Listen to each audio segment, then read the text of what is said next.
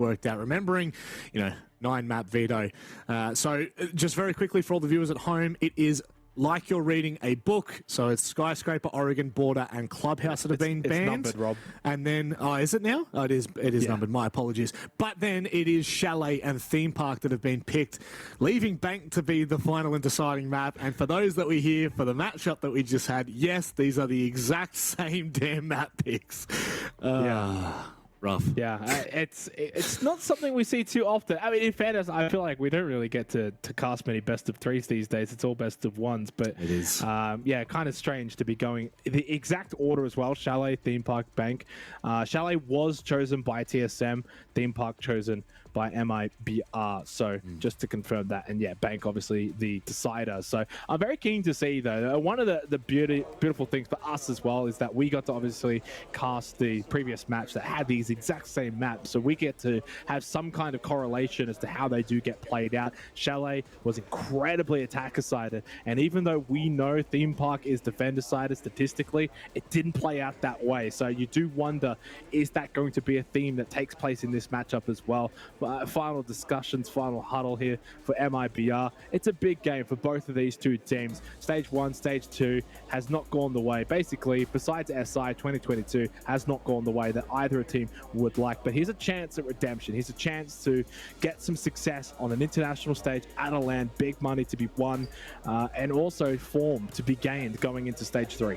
Well, that's just crazy, right? Like, you think about the the international performances from both of these teams outside of really the Mexico Major for TSM. They've had some, I would say, some ridiculous performances. 4th and 3rd for both of these teams at SI21, and then SI 2022, TSM were our victors, and MIBR came 4th. So they were all the way through to the semis, and since then it's just not been great signs. But again, we ask the same question of these teams that are performing here. What have you got to showcase? Because for some of them, this is their only international appearance for this year. In fact, it's most of the teams that have struggled to get into any of the majors, and it is a big storyline for TSM. It is a big storyline for MIBR. With only one stage left for both teams, this may well be, I know this sounds crazy, but outside of SI, this may be their only international appearance of the year. Yeah, and that's staggering to think about for both teams and the history of these teams and of these players. So as we've already alluded to for a large portion of this pre-match discussion, the importance on a game like this and the fact that there can only be one winner. Yep. Someone has to walk away as the loser and go down to that lower bracket. And for reference of that, having a look at the bracket, of course, Team BDS, Falcons, Esports in this group here for Group B. So we could probably predict Team BDS to win out in that matchup. I mean, who knows after Wild versus Team Liquid. Anything can happen. So it's probably not doom and gloom if the loser of this does go down, take on Falcons Esports, which I do believe we actually might be covering that match. Don't hold me to it, but I do believe we may be doing that one. But obviously, massive game. And then really, whoever wins this then, Rob, if we do get our prediction right of BDS pushing through Falcons Esports, what a match. Whether it's TSM versus Team BDS or MIBR versus Team BDS. Again, and BDS too, kind of like these two teams, in the same kind of position at the midway point of 2022, where it's been rather lackluster. Obviously, the only difference being for BDS, they didn't have a very good SI, and they did obviously attend the Charlotte Major. 6th place in Stage 2, not attending the Berlin Major, not a place that Team BDS usually finds themselves. So this whole Group B is all about redemption.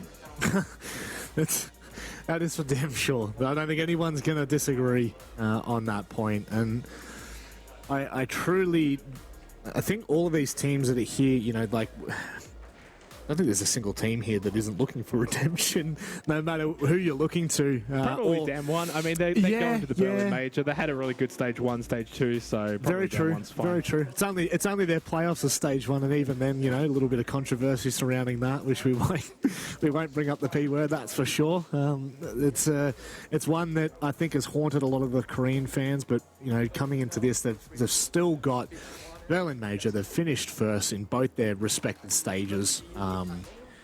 I don't think you actually have another team globally that has performed as well as them in their domestic league. I'd actually have to go back and have a look at all the global leagues. But you look at I don't mean to talk about another team, but Dam1 have finished in the last 4 stages second, third, first, and first. So that is a pretty crazy history, I guess you could say, road to success that they've had. Whereas for many of these teams, as we've already alluded to, and I don't want to keep bringing it up and harping on it, but it just hasn't been domestically great for them, and that's fine. I think that you can still perform well internationally if you're not domestically, but obviously not at the majors. That's just as simple as it is. It is also how you apply. Bringing it back to MIBR here, they obviously were the winners actually of the Gamers Without Borders South America portion, where they took down FaZe Clan twice actually in a best of 3 and in a best of 5, and there was a lot on the line there, obviously, and it was basically how they got here in the end. So for all intents and purposes, though, after they won that, after they took down FaZe Clan, they then finished 8th in stage 2. So you also have to carry on that form. Whoever ends up winning Gamers8, and obviously we've kind of listed all those teams that have maybe struggled in stage 1, stage 2 back in their regional leagues, you've got to still then bring that to stage 3 in what's going to be such an important stage for pretty much the majority of these teams. Pretty clear right now that we're just having some startup issues here for the beginning of this game, just further build the anticipation, but hopefully not too much longer until we get started heading into Chalet for our first map. But I think that for MIBR, it's all about understanding what went right at Gamers Without Borders. How could they defeat FaZe Clan twice, 2-0 and then 3-2 in the best of 5 grand final, and then just have a collapse basically in the group stage of their regional league in LATAM. So I think that's what is probably needed for MIBR, a bit of consistency. And for TSM, we know what this team is capable of. You don't count them out. You know that they've got the star power. It's all about rebounding and refinding some form off the back of a bit of an average stage 2.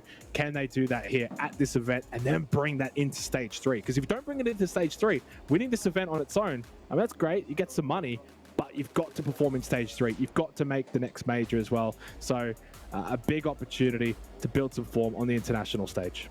And, we can probably turn our attention to the conversation more so map specific at this point, because so it's all good and well for us to sit back and have a look at how things are, playing out outside of the server in terms of where we are right now, and talk about their domestic leagues.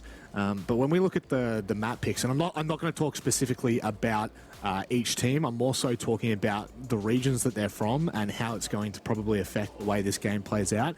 NAL is insanely attacker-sided. Like, Game and Bar 33% defender sided, Kitchen 44. Overall, it is a 33% defender sided map on Chalet. That is, I think that might be one of the highest attacker sided maps that I may well have ever seen. I mean, maybe I could just be talking out my rear there, but one thing that sticks out to me is the Wine Cellar snowmobile site is actually the most successful site they have and the second most played site. So whereas we didn't see a single snowmobile hold in the first DWG and SSG matchup, we are 100% going to be seeing it on the defense for TSM. And when you then go and swap the conversation around, you look at the Brazil League and 48% defender sided. So everything that we know about Chalet and we talk about for EUL, NAL, APAC North, APAC South is completely out the window.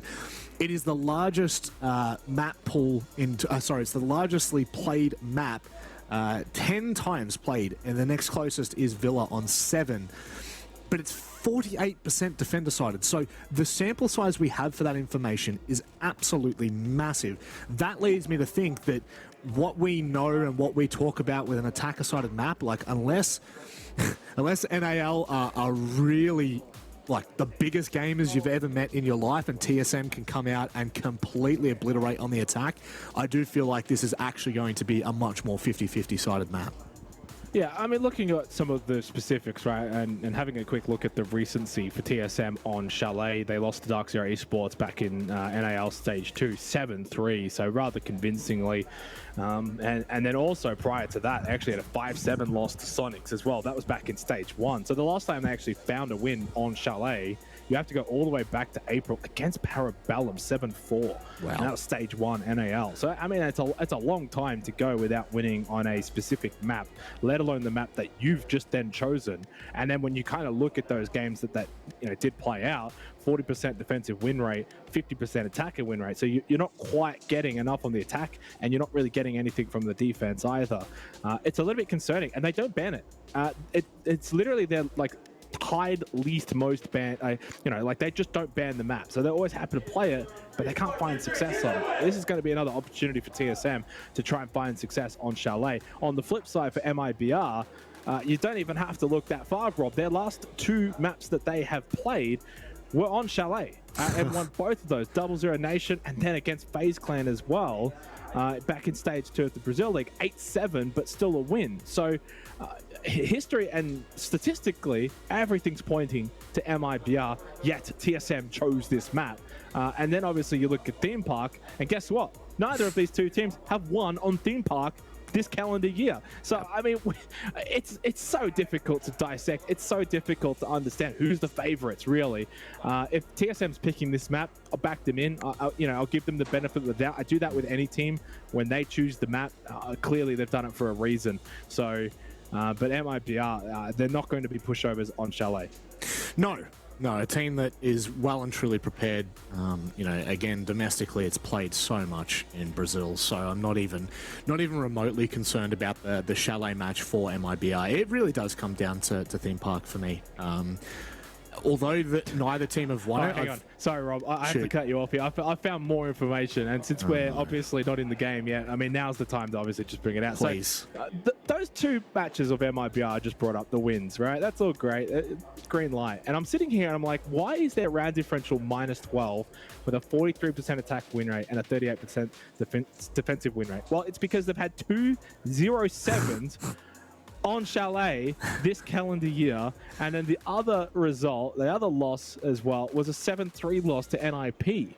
So they are actually a little bit susceptible, or were, I guess I should say, on Chalet, but recency, at least in the month of July, it's been all good. So yeah. I wonder which MIBR shows up here on Chalet. The new and improved Chalet MIBR, or the April-June one that got 0-7 twice. Well, I choose to go with recency bias and stick to the last 2 performances they've had on this map. Consistency is key. They've played it. This will be the 3rd time in a row in competitive matches that we've seen MIBR play Chalet.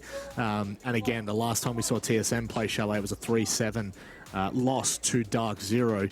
So I don't have the most confidence. Here we go. Let's go. We are underway. Everyone, we can applaud this. Finker, ban out Finker. Just get rid of it straight away. See you later, Finker. Jeez, you're 5-head, mate. You're 5-head.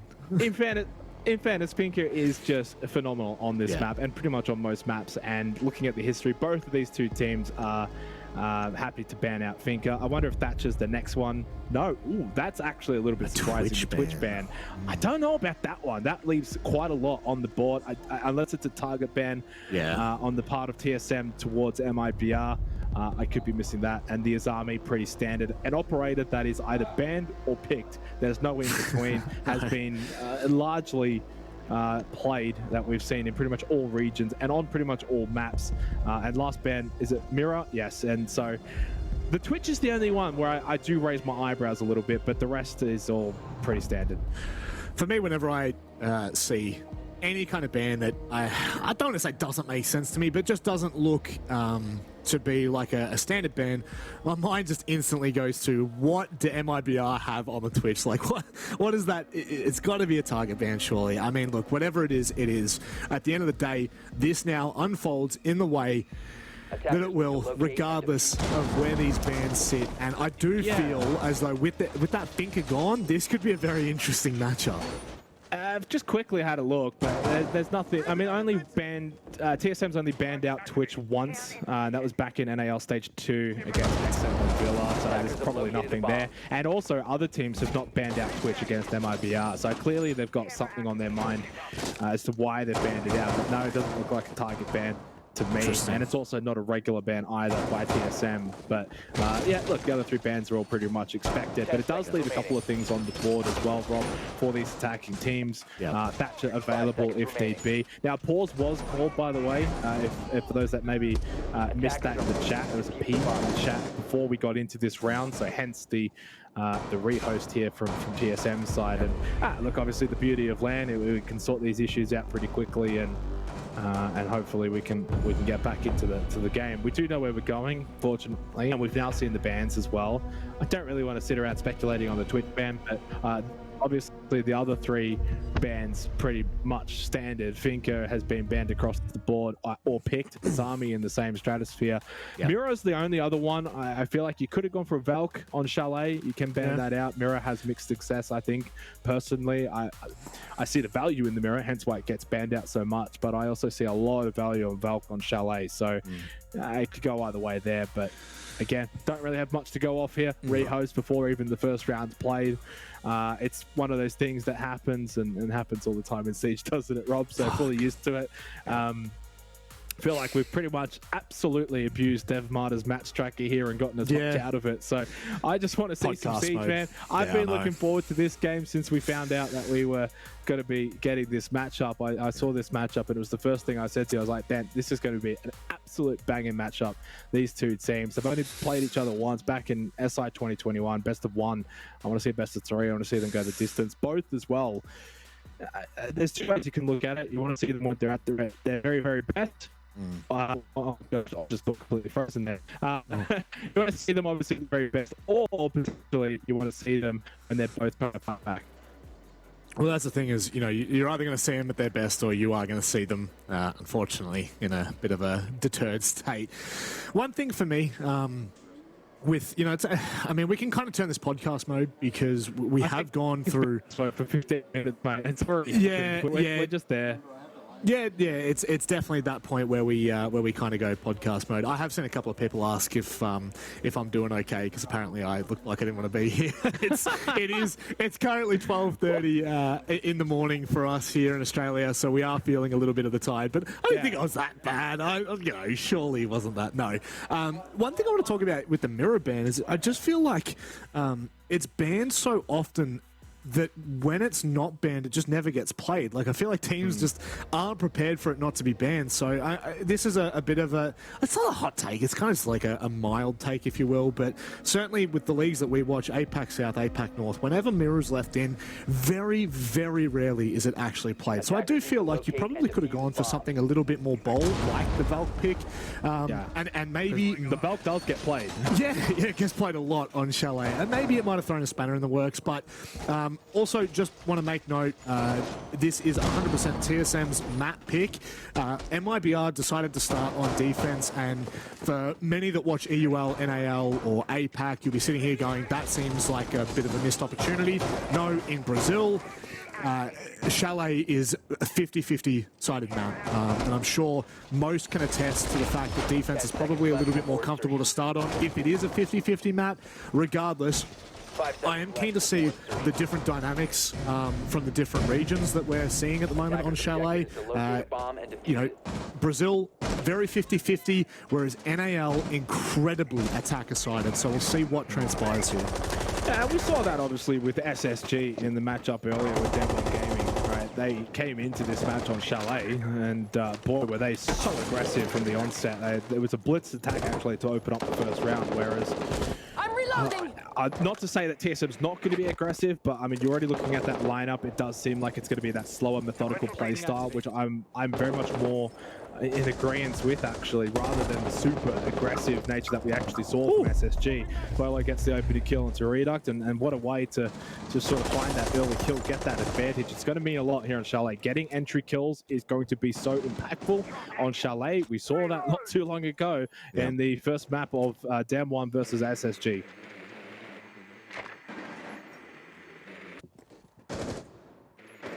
Now, Merc sitting on the hard bridge. You don't often see that, but generally in NAL it was Chalet that was playing that role. So I guess he's kind of picked that up to allow Snake to sit on a more frag-heavy role, a more comfortable role. So we'll wait and see whether Merc ends up being the kind of animal that we've known him to be for TSM, or whether he does sit back on a more supportive role. This is a fair amount of control already. They've dealt with all those roams that could have been on that side of the map. And for me, Vert is so important. Merc, man, you can't be doing that. You cannot be doing that. No, not a chance. Not a chance. Oh, you take it though, you take it. You can't take the fragger out of the player though, can you? And I was just trying to get the wall open, bam, headshot, easy kill, and it's not looking good early for MIBR. A couple of really seamless kills from TSM. They've got vert control still with a minute, and now 5 seconds remaining. So, I mean, like, this is pretty easy so far. There hasn't really been a shot back from MIBR at all. Credit to TSM, vert control, but they do need to start making their way over Solar and then down stairs as well and start making their way over towards kitchen dining. Hello there!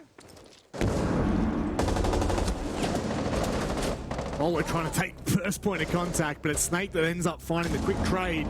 It's all falling to pieces here. MIBR have taken a fair amount of control back, but with that kill from Merc, once again, it pretty much seals the deal achieved to shut out Falls. And TSM with just a tremendous attack on the first round. Yeah, intriguing though. It's almost like they expected MIBR to start pushing back up Solar for a bit of a vert retake, and if they expected that, like, full credit. I mean, because that's exactly what MIBR tried to do to try and salvage the round. And I guess in theory, we do see that a lot when teams lose vert on kitchen dining defense. They'll send it up back over towards Solar and see if they can find a couple of kills and disrupt that vert. But full credit to TSM. They were just too clinical in that round. Good opening round. Obviously, we don't get ahead of ourselves at all in this first half, though. Unless they go 5-1, I think 5-1 is generally going to be that sort of target. Or if you can reach that or better that, then you've had a really, really good first half. But otherwise, I'm probably on the 4-2 half bandwagon for Chalet. Off the back of what we also have seen so far tonight, Attack also has just been the absolute meta right now in Siege. Attackers are just having a field day. We spoke to Bosco before, and he sort of brought up that point as well with the Attacker repeat. So, and on maps that are already rather attacker-sided for the most part, it just sort of further compounds that. Good stuff though for TSM. I like the measured approach. They don't have to go gung-ho aggression like we saw from SSG, playing their style, playing their brand, and a good start. Luca nearly did give them a way back in there for MIBR. Those quick 2 kills up Solar could have been something else, but as they weren't, it does feel like TSM are very happy to get the early control. I mean, already in mud, and considering where the site is, that one intrigues me a lot. No attention put in there whatsoever. And so that will pretty much, I don't want to say slice down the avenues for MIBR to rotate, but if Bolo can get into a more aggressive position after he's done dealing with the Roteros, this could be quite dangerous. Yeah, it says a lot really on how they feel like they're going to be able to win this particular half, though, is getting control of these positions. And I totally agree. You can't really sit around for too long. The only thing is, I don't want to see Merc go in big window too early, 2 minutes. Unless you can clear the player in bar stock, it's not worth it. Keep the pressure on site, though. That's exactly what he's gone and done. Headshot onto Falls. And again, now advantage. And by getting that kill, pushes into the half wall, going for the default plant. And Geo's sitting in the window. So that's an easy plant. That is confirmed by Merc. Finding another kill. You posed the question before, Rob, is he going to keep fragging? The answer is yes. Plant goes down, half wall. You've got big window. You've also still got the balcony above as well outside library. So I don't see MIBR bringing this back. No, Luca would have to go absolutely ridiculous. I just don't see this happening. No matter the individual prowess, you got 3 players to find, and the kid's in such an awkward position. Unless you can find a quick pick like that, it might turn around. With Achieved on the ground, the 2v2 could well and true come through, but it's not to be. Luca has gone down, and I mean, look, why not? You may as well try. You've got to throw something at TSM. It doesn't pay off. I'm really impressed with TSM's early round so far. Yeah, clearly the better team in the first 2 rounds. MIBR's defense just picked apart. And for a Bar Games site as well, TSM actually played that very well, considering they didn't really put a lot of pressure over towards, say, the library stairs position. They didn't go for a mezzanine take. They weren't pushing through piano, which we tend to see. All of their focus was primarily inside of library and then on site and from big window, looking for that half-wall plant. Understanding you back Merc in to hit those shots, to land those kills and then push in, and that's exactly what happened. So I know it's only early days, it's only 2 rounds, but it's clinical, it's clean, it's precise, and MIBR, they haven't even really looked like being able to even have a say in these rounds. No. I find it really interesting as well, the difference between, obviously we've seen, we're seeing one of the NAL teams compete on Chalet, but we obviously saw SSG just before as well. And 2 very different approaches on the attack. SSG were really good at cutting off rotates and suffocating roams, whereas TSM are in the map within the first 30 seconds. You saw it there with Bolo and Mud, and you saw it in the earlier round, in round 1, when they were straight into library, took mezzanine control instantly. I really enjoy this pace of siege when you're on the attack, not messing about, getting inside the building and putting the pressure on the defenders. It's worked so far, but the big question does remain for MIBR. What is the response, and how do you kind of, I would just say, stem the bleeding at this point? As definitely, you don't need to stop it, but definitely you need to slow this down. A very intriguing lineup though for Snow Wine, a site where defenders will generally roam in the dark, a lot of on-site presence. And you kind of look at their lineup though, the Echo, the Mute, the Thunderbird, the Smoke, it's all kind of like on-site defenders, except for Reduct, of course, from the Oryx. But yeah, I mean, Reduct though does actually find that kill onto Bolo, traded immediately by Achieved, and that's your Roma gone on a Snow White site. So MIBR really putting a lot of emphasis here, I think, on an on-site defense hold of Snow Wine, and that's not going to pay dividends. If TSM play this well, get vert control, clear out, make sure there's no one roaming, they should be able to take this site. I would have been really curious to see what Bolo was working with down towards Snowmobile. Instantly threw both smokes and also went for the Dockerby call. Then it's just died without a trace. So I'm curious to see whether he was trying to poke and probe and see whether one of the defenders might try and overstep, which apparently they did, because they do find that pick. From here on out, though, a 4 versus 3 MIBR on site, I don't back in the defense here. They don't even have gas babes. Raps has already used them. I'm assuming on that snow wall, which has obviously been opened up, and was opened up really early in the round through Merc with the exothermic. And generally, you do want to get that opened up as soon as possible. We've seen teams bring the Oster and place Talon shields out the front and keep pressure on site, but TSM more focused on map control, as evident in the first 2 rounds, and again here in this 3rd round. So there's a minute left, Rob, and they have full map control, forcing MIBR on side of Snow Wine, where you do not really want to be. I'm assuming they're all must be like huddled in wine or something, maybe boiler, but we haven't really seen much from MIBR. We're mainly just getting TSM observer view at the moment, but 45 seconds left, player advantage, no gas babes. Surely TSM win this round. Unless MIBR have something, kind of tucked away for themselves, I just can't see this. TSM have literally flushed out all of the key anchor positions, and unless they can find themselves back into those positions and TSM can't continue to apply those vertical pressure, it is going to come down to ones at this point, because the time is really starting to dwindle. Okay, so blue hallway there for Falls, but yeah, low on health. So, and if you're talking about ones, that's one that should be winning. Pushing into site now, Merc's got the diffuser, and he's inside of Wine. You get the kill onto Falls, who was low, and yeah, that was falling apart. Oh my god. Very, very quickly, very seamlessly as well. Not surprised though. I mean, I was saying that they had done the groundwork incredibly well. The only blip was time, but in the end, time did not matter. And TSM, by far and away, have just been the better team. 100%. And, I think it does come down, that vert control is really important, because essentially what you're doing is you're flushing all the anchors out. You're flushing all of those positions that are just, kind of near on impossible to take fights on as an attack.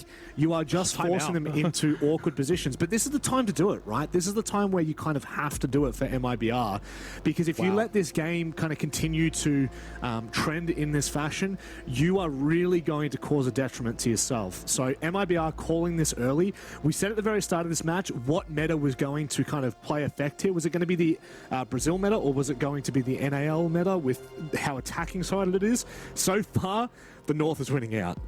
Yeah. I do agree with the timeout, all things considered, but it also does kind of give me a hint of weakness there by MIBR, that they feel like they're in a little bit of trouble early on here. Remembering they are on the defensive Chalet. All they do need to get from the remaining 3 rounds of this first half is probably 2 rounds, and they should feel confident going into the second half. But you've given 3 opening rounds to TSM. They're clean, they're precise. They've won on 3 different sites now: Kitchen Dining, Bar Games, and Snow Wine. So whether it does, I think they were on Kitchen Dining and have quickly switched over to Bar Games. They don't even know where they're going. You've just had a timeout. You've called a last-second switch. You've just had a minute to talk about it. It's a disaster start for MIBR, but Bar Games, if there's a site you're going to win on the defense, this is the one. TSM, I mean, they ripped this apart last time. How do you deal with that big window play? You're going to obviously have to set up top library stairs shield, mezzanine chimney shield, and go for that. Otherwise, if you leave that open, I mean, TSM will tear you to shreds. But I don't know how MIBR get back into this. No, and I think we'll see MIBR go for a very similar, you know, like upstairs hold and the roam across into, surely they're not going to hold over in Solarium. It actually looks like they're going to hold in bedroom, which TSM just ate up last time. They had Bolo and Snake both in mudroom instantly. They found a very quick trade. They cut off all rotates to site by sitting one out the front of Fireplace, one on the big window, and I believe there might have been one by Snowmobile Stairs, I'm not entirely sure. But TSM suffocating MIBR for rotates, for room to move, and boy oh boy, did they absolutely execute perfectly on site. So the fast pace that TSM are bringing right now, I just feel like MIBR can't handle. Well, it's funny you say fast-paced, because it's fast-paced, but in a controlled manner. That's not over-aggression. Yeah, it's not chaotic, right? Yeah, it's exactly right. And they're not putting a foot wrong. Even if they do lose a player, it's traded back. I think we've seen Bolo die a couple of times, but then Achieve gets the trade. So, I mean, at least 1-for-1 at minimum has been the case for TSM. And Reduct forced to drop at 2 minutes already. That is an early drop. Generally, teams have to commit a lot of utility to clear any player out of library. But a bit of a reprieve here for MIBR. Double kill. Geo and Snake meet their maker. And for the first time on Chalet, TSM on the back foot. Yeah, I think that's a really good call from MIBR. If you can get in the faces of TSM before they're in the building, then they're going to have a little bit more of a tougher time. We saw it in that the last 3 rounds. TSM have been able to access the building far too quickly and far too efficiently. And not just access the building in just a generic way, you know, going through garage and then slowly clearing, but they're in really key points of interest so early on. TSM are not allowed to do this round. They're not in mud. They're not pushing anywhere else. They're trying to cut off these lines of sight. And look, MIBR win the first 2, but from here, unless TSM can find a cheeky peek here or there, I don't know whether they can find their way back into this round.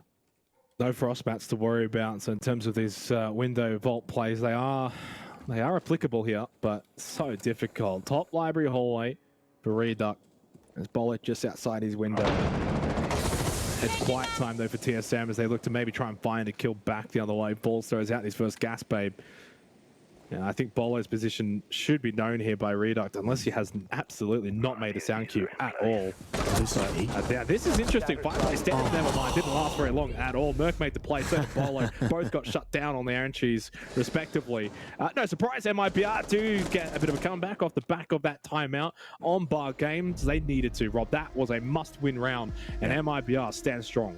They certainly do. It had to happen. If MIBR let this game roll out of proportion any further, I think they're in serious trouble. I thought Achieve coming up the fireplace stairs there was actually going to cause so much chaos, but they had a player watching, obviously from Mez, but they also had a player watching from Study, so it would have been impossible to make any move without MIBR knowing. But I do like that from TSM. You've only got 3 players left. Try and play for the heroics. See if you can win your ones, because if each player wins their one, all of a sudden, the whole round flips on its head.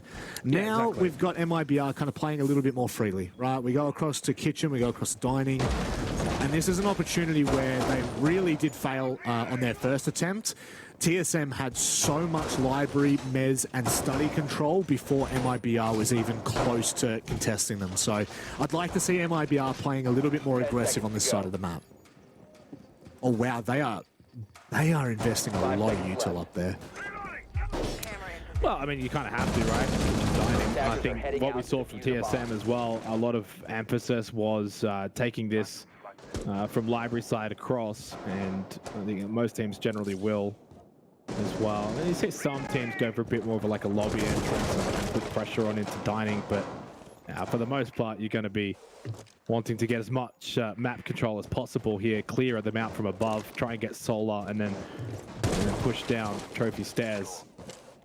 But TSM, okay, you lose that one round, but straight back into it, straight back to getting that map control, straight into library. They've got games, and using these drones perfectly to get information, to get this intel. Where can they push? Where's the next step that someone can push up to?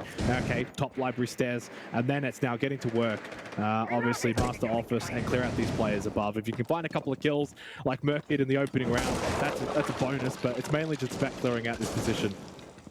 I'm going to say this right now. The intel game from NAL teams, from SSG and TSM, fantastic in the early portions of these games. The drone economy is probably the healthiest I've seen from any team so far. You know, 9 drones left with still 1:50 on the board, and they've got so much control of this southern side of the map. This is a really great start for TSM. Now, obviously, it gets a little bit tricky because none of the MIBR members have kind of given up a life freely, and TSM now have to try and find these picks and force the play. Big nade from Bolo. 2 nitro cells available as well for MIBR, and I really want to see them get those out in this round. They need to show some counter aggression. It's been too much sitting back and allowing TSM to push them off these positions. You've got nitro cells in hand, whether you're using those from down below in kitchen dining or just throwing them into these locations. Look how much information Bolo's getting there with the Gemini as well. So information, map control, that has been the win condition so far for TSM. MIBR needs to realize that and try and take some of it away. Oh, the contest from Bolo really cost him his life, trying to shoot through the unreinforced wall. Merc as well might be able to cut this player off if they decide to try and rotate back down Solarium. I could not imagine it. MIBR with 45 seconds left still have control of the top floor, and they've found the first 2 picks as well. This is much more like it. It is game on. I am telling you, it doesn't slow down from here. Talk about a counterpunch though from MIBR. I mean, I said I was looking at those nitro cells. They don't even need them. Guns will do. Philippox gets the kill onto Geo and achieves. I think he went for a bit of a push to try and get some control down in Trophy, but ultimately, as he goes back outside, by the time he even gets back in, his whole team is gone. So a big, big round from MIBR. That's the first time we've really seen them looking at their absolute best, clean as you like. Yes, they gave TSM full library. They gave them the mezzanine. But once they got towards Piano, once they got towards Master Office, the defense stood tall. They didn't give them a whole lot. They made sure they didn't give them solar. They kept the sight lines, and they did not allow TSM to get some easy picks like they did back in round 1. So 2 massive defensive rounds from MIBR off the back of a timeout, off the back of a 3-0 clean, flawless start from TSM. They're right back in this. You've now got 2 defensive round wins, 1 round to go in this half. You go 3-3, and I mean, I don't know if I want to say that's par for the course or if that's a win for MIBR. I think that's it's one or the other, and that's got to. But the fact that it's one or the other is a win in itself. So big round coming up. TSM, they need to get the 6th round. Well, that's just it, right? Like, we were having this discussion in the last matchup with DWG and SSG, and the big question was, are the defenses failing because the attacks are so good, or are the defenses failing because they're Swiss cheese and anything is getting through them? That's, you know, like, at the end of the day, we don't have the full context of that yet, but if it's the fact that the defenses are so poor, then TSM are going to have such a hard time when they swap sides if they cannot convert this right now. A lot of early control, as we've seen in the past. I don't think they'll follow up on this unless maybe they're gamers. No, I mean, it's pretty standard to just get that snow wall opened up. You're not really going to go for the rush. They're not equipped for it either, I don't think, personally. Look, they may prove me wrong here. They may, like, the thing, okay, they're going to go in. And the reason why they're going to do this, Snow Wine, you're generally going to defend off-site, so they probably sense that their site is just going to be completely open, and they are correct. So they've taken it. They got rid of falls as well. So while they didn't do it last time, they do commit to it this time. The only downside to this, though, Rob, is you've got no vert control, and basically MIBR get a free retake because they're off-site, so they get to push back in. And if they do it quickly like they have, you can see how effective it is and why the rush doesn't always work. But the Vulcan canister is backfiring on Reduct. Yeah. Two pieces of util that's actually backfired for MIBR. It was the deployable shield, and then it was the canister. Unfortunately, it hasn't really netted them anything just yet. Reduct has to force off the angle. But Luca's got the diffuser right in his feet, so he's got a great position. I don't think, like, as long as Luca finds his first pick, I actually think TSM struggle here. He's going to try and get pinched, but that is such a smart play. He's now getting turned around from the backside, but Reduct, where is he? Can he come back in to support? 100% he can. It's perfect timing. Achieve's gone down. Luca with the sidearm shuts it down. It's 3 apiece here on Chalet. What a conclusion to that round, Luca, but what a start to the round as well. I don't hate the rush, but I'm not a big fan of it either. When you saw why, and you can see how it can be somewhat successful, because you think initially, oh, they're on site. They've got the one player that's maybe on site as well. You get that kill, 5 versus 4, plant going down. But lo and behold, you have no vert control. It's an easy retake as well. So it's almost a bit like a bait, right? It's almost like come and rush. I dare you to rush. And if you don't rush, you have to clear out the roamers above. So that's why Snow Wine as a site is starting to find some success. When Chalet came into the map pool, it was a no-go. You just didn't go to Snow Wine. And now you're starting to see teams really strategize a lot better for it. And full credit to MIBR. They were quick, and you have to be. If that plank goes down and TSM have enough time to get in good positions, they probably do win that round. But MIBR were very quick on the retake, and they were able to stop that rush in time. That's just the thing. I think Merc had the kit and was trying to get behind the deployable shield to plant, which wasn't ideal. They just didn't, like, they had no crossfire covering Merc as he was going down. Also, I mean, you know, I would love to see Merc kind of taking charge on the frag department there. Obviously, he's dropped back onto the support, whether it's just for this tournament or whether it's going to be moving forward. I feel like it's a missed opportunity. You know what I would have liked to have actually seen is the Ossa, because the, I mean, like, well, Snow is completely open, right? So they could have just walked in, put the talent shield down, played behind the talent shield, and then have another talent shield outside Snow wall.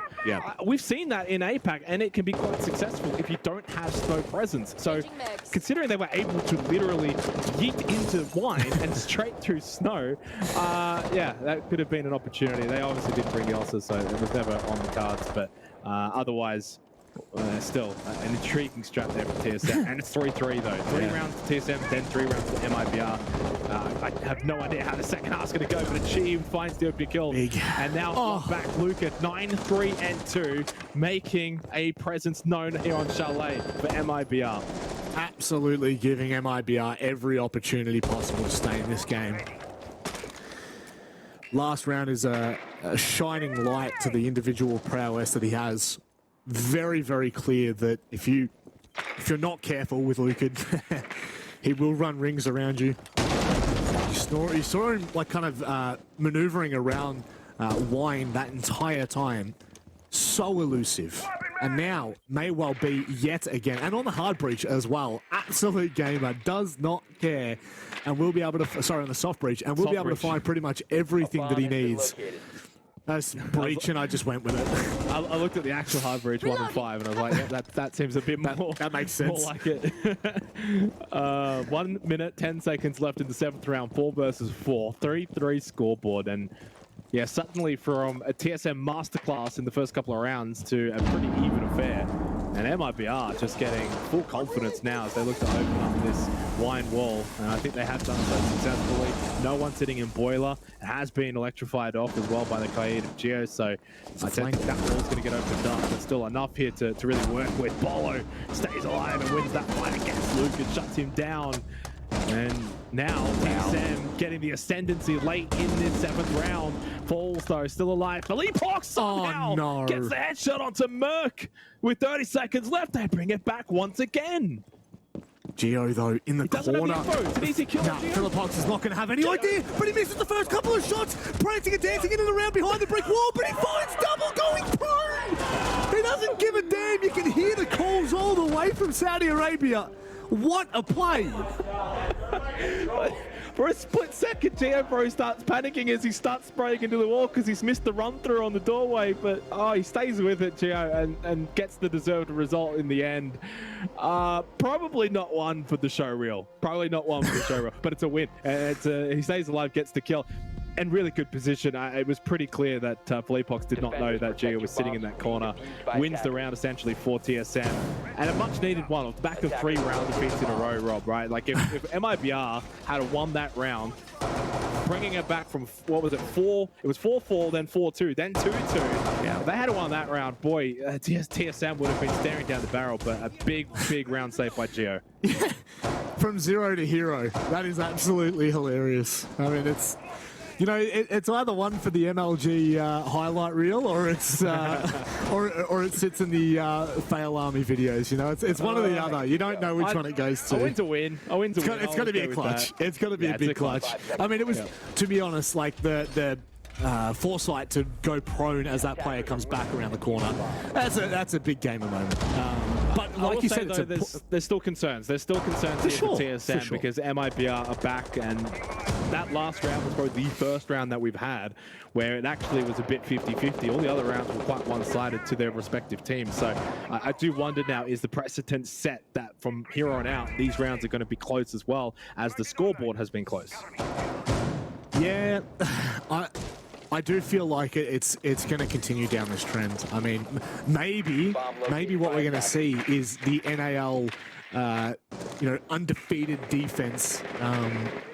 Maybe it truly is that all of NAL just have really strong gamers when it comes to the attack, at least on Chalet. But I do feel like this is definitely going to be... North American Attacker League, is that what it actually stands for? I like that. Forget about APAC. It's not APAC's not the aggressive league anymore. It's the NAL. But no, like what I will say though is SSG had a pretty similar start to their defense on Chalet. They won the opening 1 and then lost the preceding 5. So it's all about consistency now for TSM. And Claymore into a kill from Lucan onto Merc. He's not quite consistent. 3 versus 4. Now they're on the back foot. Need to bring it back. Snake throwing out some gas babes here as Lucan just lingering over in bathroom. 10-4 now, having a massive performance on an individual level. Same with Fleepox, 8-6, but down for the count. Still over 90 seconds left though, Rob. A lot of time here for MIBR. Well, that's the thing, like with Fleepox down, you don't have to worry about those candelas now. So it's kind of, if you're looking at any player on MIBR, maybe outside of the hard breach, is probably the best player to have taken down. But, you know, as I say that, unfortunately, TSM just keep making matters worse for themselves. Bolo goes for a hero play and gets dropped instantly. Snake was already down, so it's a freebie from there. Geometrics, bullet hose in hand. And he's got the dot. He's got the red dot. He has to go absolutely nuclear here to win this round. Still a minute left, but MIBR with the numbers.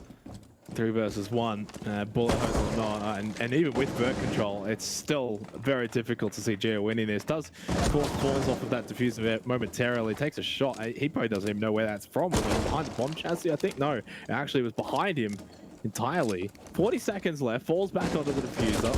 Is there a chance Gio can get him off of that? No, he finds Lucan, but Lucan is the one that finds him with the bullets to get the job done. He was just lingering and loitering below that hatch, waiting. And MIBR strike back. It's 4-4 on the scoreboard here on Chalet. We haven't had an overtime tonight on the B stream.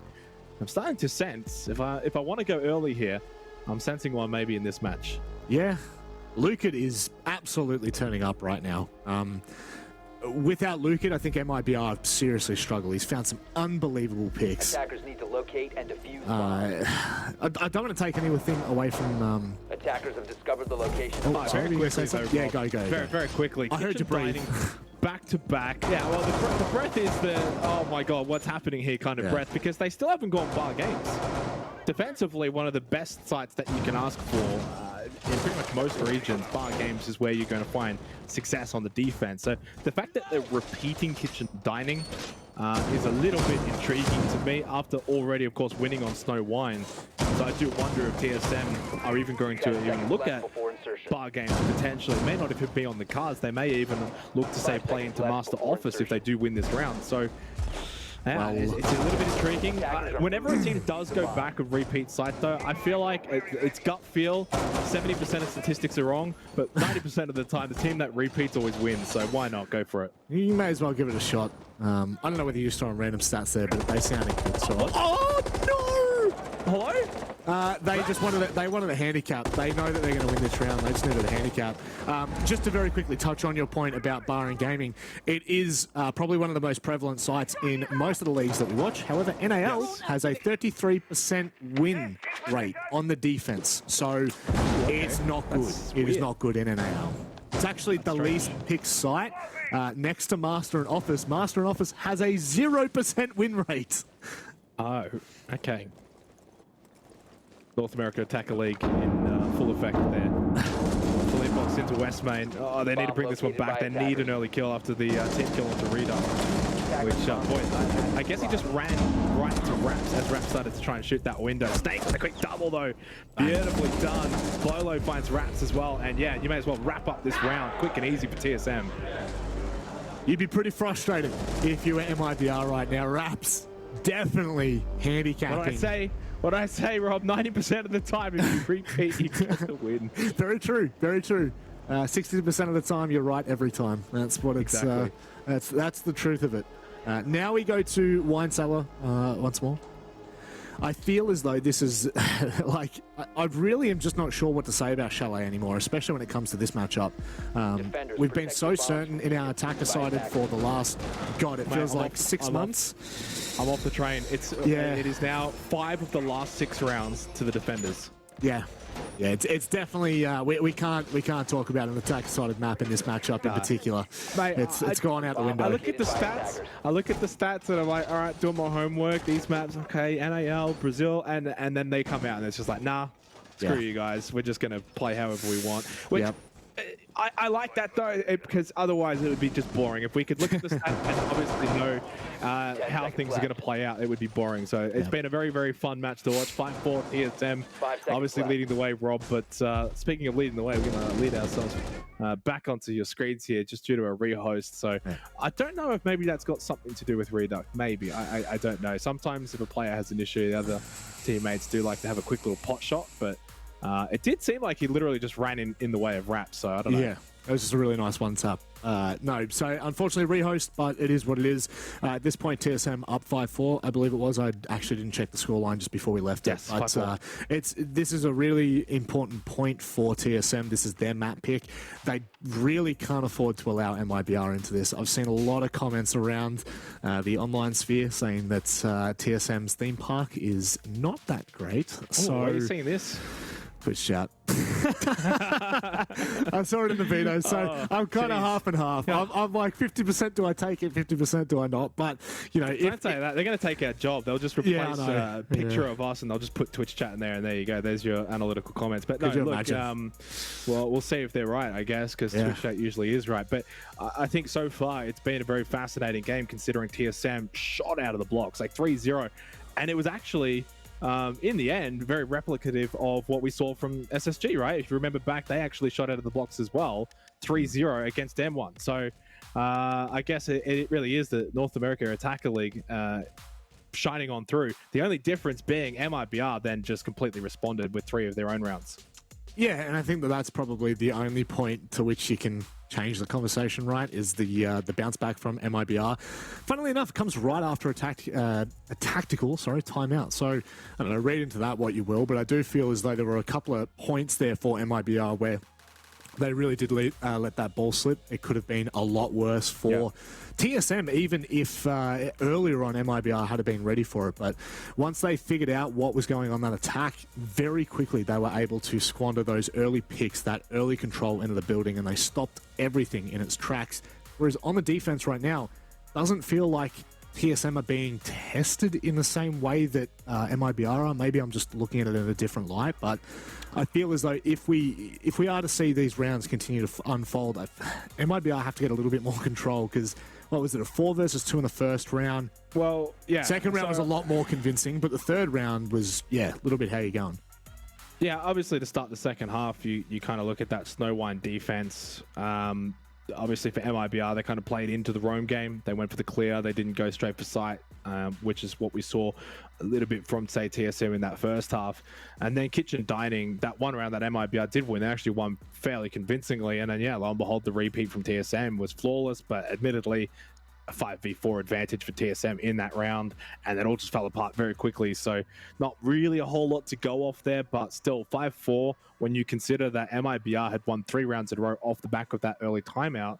They looked like they were bringing it right back, and we were obviously considering this to be rather attacker-sided in large part. For MIBR to then go and win 3 defensive round wins had us kind of questioning things at halftime. But then, of course, TSM themselves come out and defend pretty well. They're now up 5-4, 2 rounds away from taking this map, of course, the map that they elected to obviously pick. So there's a bit of pressure there on TSM to close out their map pick. MIBR probably feel like they're still in this match, clearly having won that kitchen dining side in the 8th round.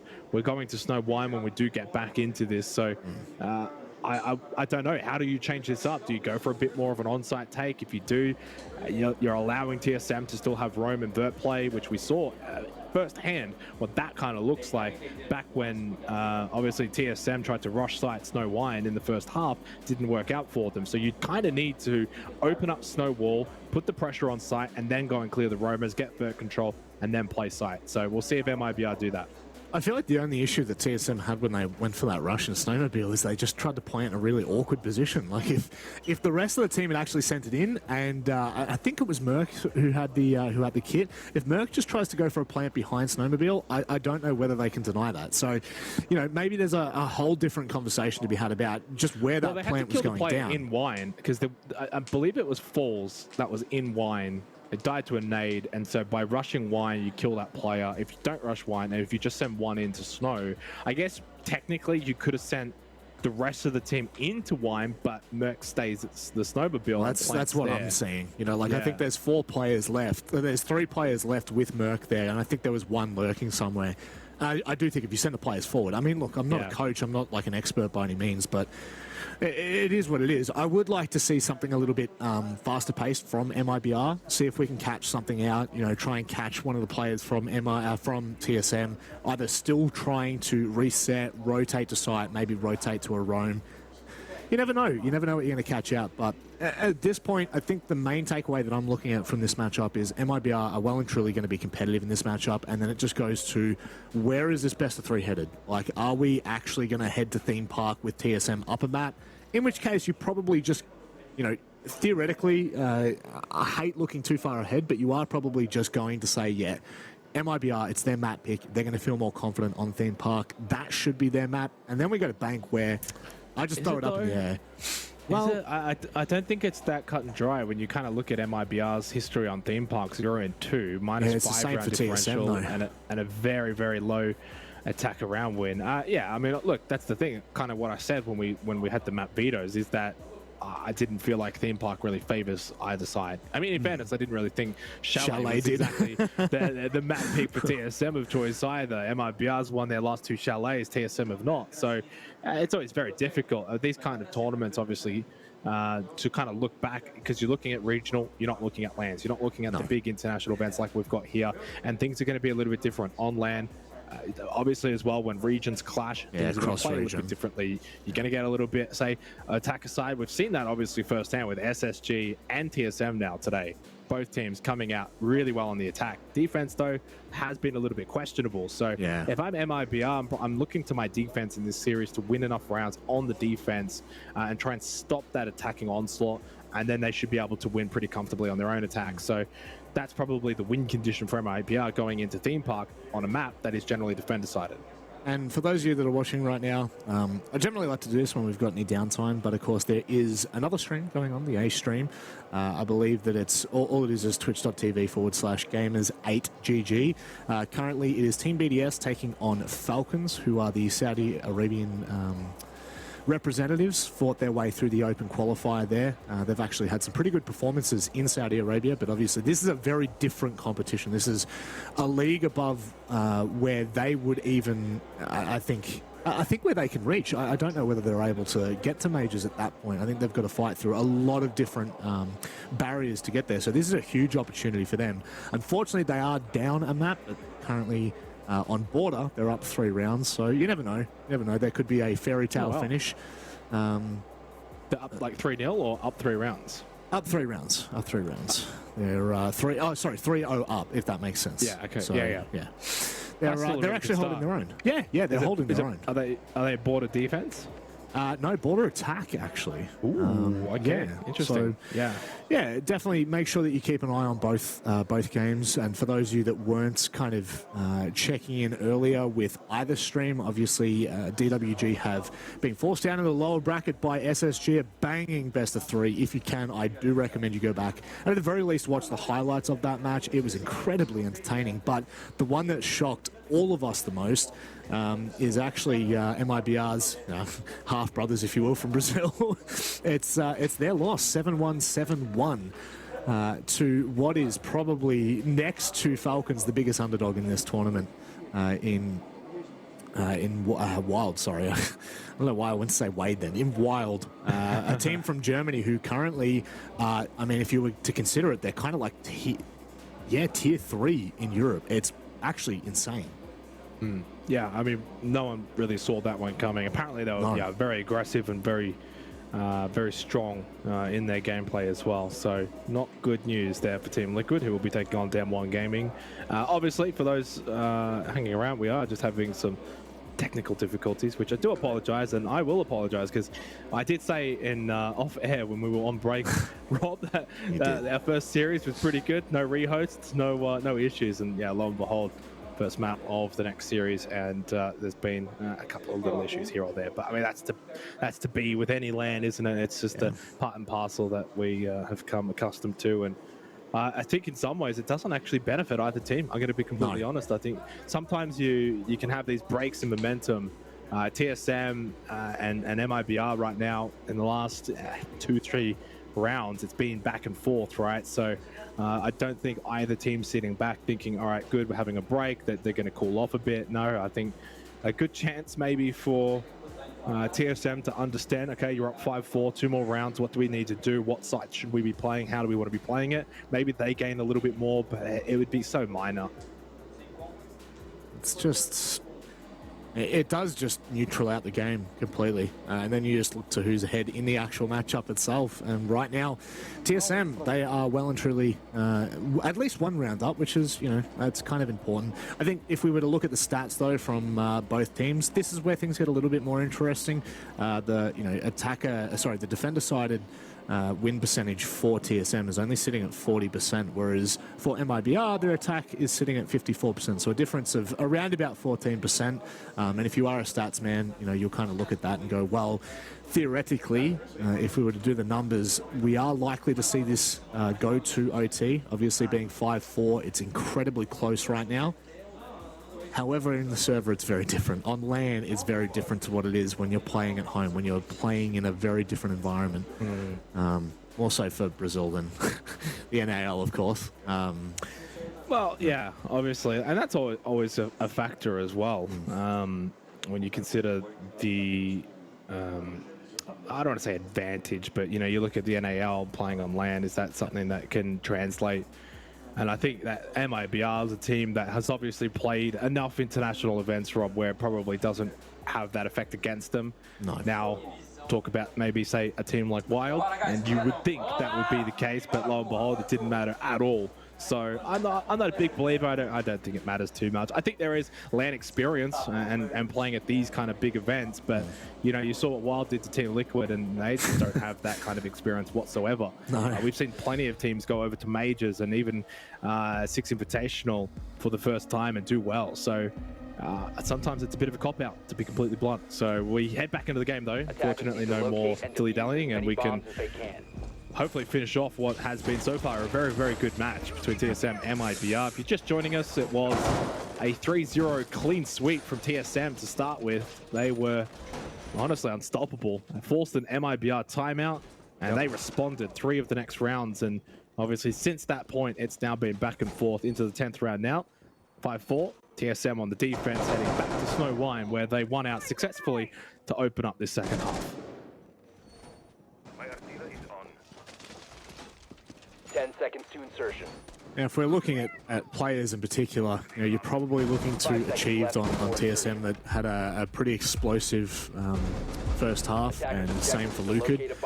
Has actually kept MIBR in some of these rounds due to multi-frags, so definitely look to the scoreboard for their names. Of course, they're not alone, but Philippox and I believe it was Bolo that had a couple of just earlier round plays. Seemed like toward the end he was struggling in the later rounds, but certainly early round he was looking a little bit more so menacing. But MIBR on the attack now. We do see that snowmobile site, which means TSM, they're well and truly on the roam for, I would expect, the first minute, bare minimum.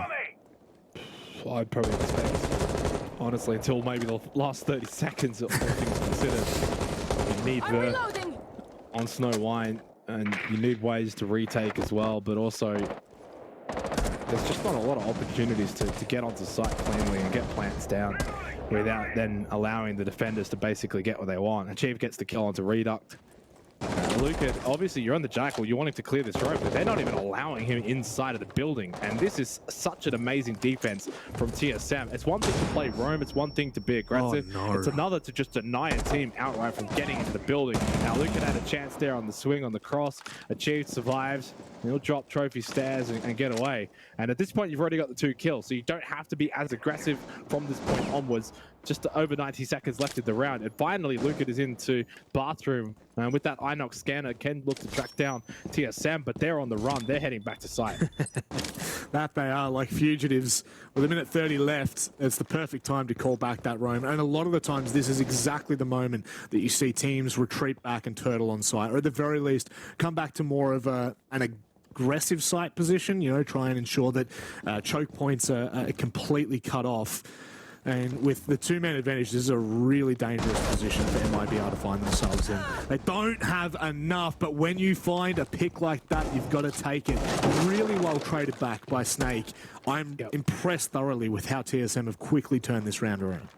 Yeah, and those aggressive positions, one of those is library stairs, allows you to make those sort of pushes, and Snake reads the play really well, goes back up library stairs and pushes in through bar, gets that trade, 4 versus 2. One last scan available for Luka, and does find Achieves there, but I mean, what do you really do? Even the exothermic charge of Falls is ineffective now because you've got those claws still up, so Luka has to make a hero play. I don't think this is going to work out for MIBR. There's no time left. He goes for the bait, run across for Falls. In fact, Boiler is available to be opened up. And then a random push from Achieved. Not sure if that was necessary. No need to peek, no need to play into this TSM. You've got time, it's red time. And a nice shot into Luka. Bolo saves the day. Gets rid of both of them. Peeks from Blue. And that is a big round win for TSM. Match point now, map point, because it is best of 3, but still a defining round there for TSM. That it is, and I think the definition in it is more so about the micro play to begin with, like just ensuring that MIBR have such a tough time getting into the site, or rather just getting into the map, let alone the site. And then from there, it's just, you know, like, think about how well they played it after that. They fell back at the minute 30 mark, they retreat, they give the information to MIBR, but they're still aggressive. Snake finds a very quick trade on Merc, who's coming back up garage stairs, or snowmobile stairs, and MIBR are really struggling to find anything from there. Maybe you can say, let's not go running with the Oryx at them, but, you know, at the same time, you're 4-2 up, may as well have a bit of fun with it. Match point now, as you said, it is only map point because it is a best of 3. We head to theme park afterwards, and this long extended break that we had for the rehost, TSM really did their work and figured out exactly how they wanted to play that round.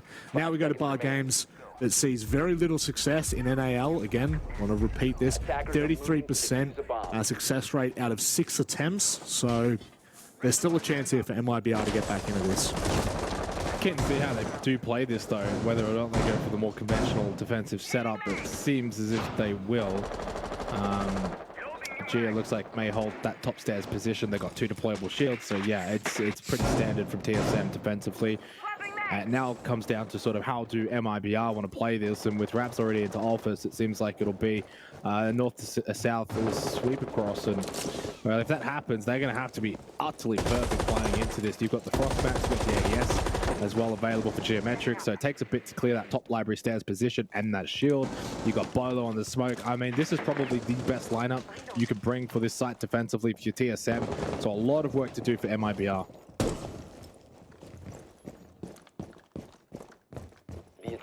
And the thing is, if you want someone leading that charge, it's definitely Luka. The problem is, if he goes down here, you're going to have a really hard time if you decide to take that library control. So, bare minimum, you've got to find the trade on him, but it does look like they're going to go for a very quick solar clear. Really just master clear. They're not worried about solar as much, but they can now put pressure on this library and mezzanine position. But this is where we see that to and fro fight. You've got to be impeccable on the attack to make this work, otherwise you can get punished so hard.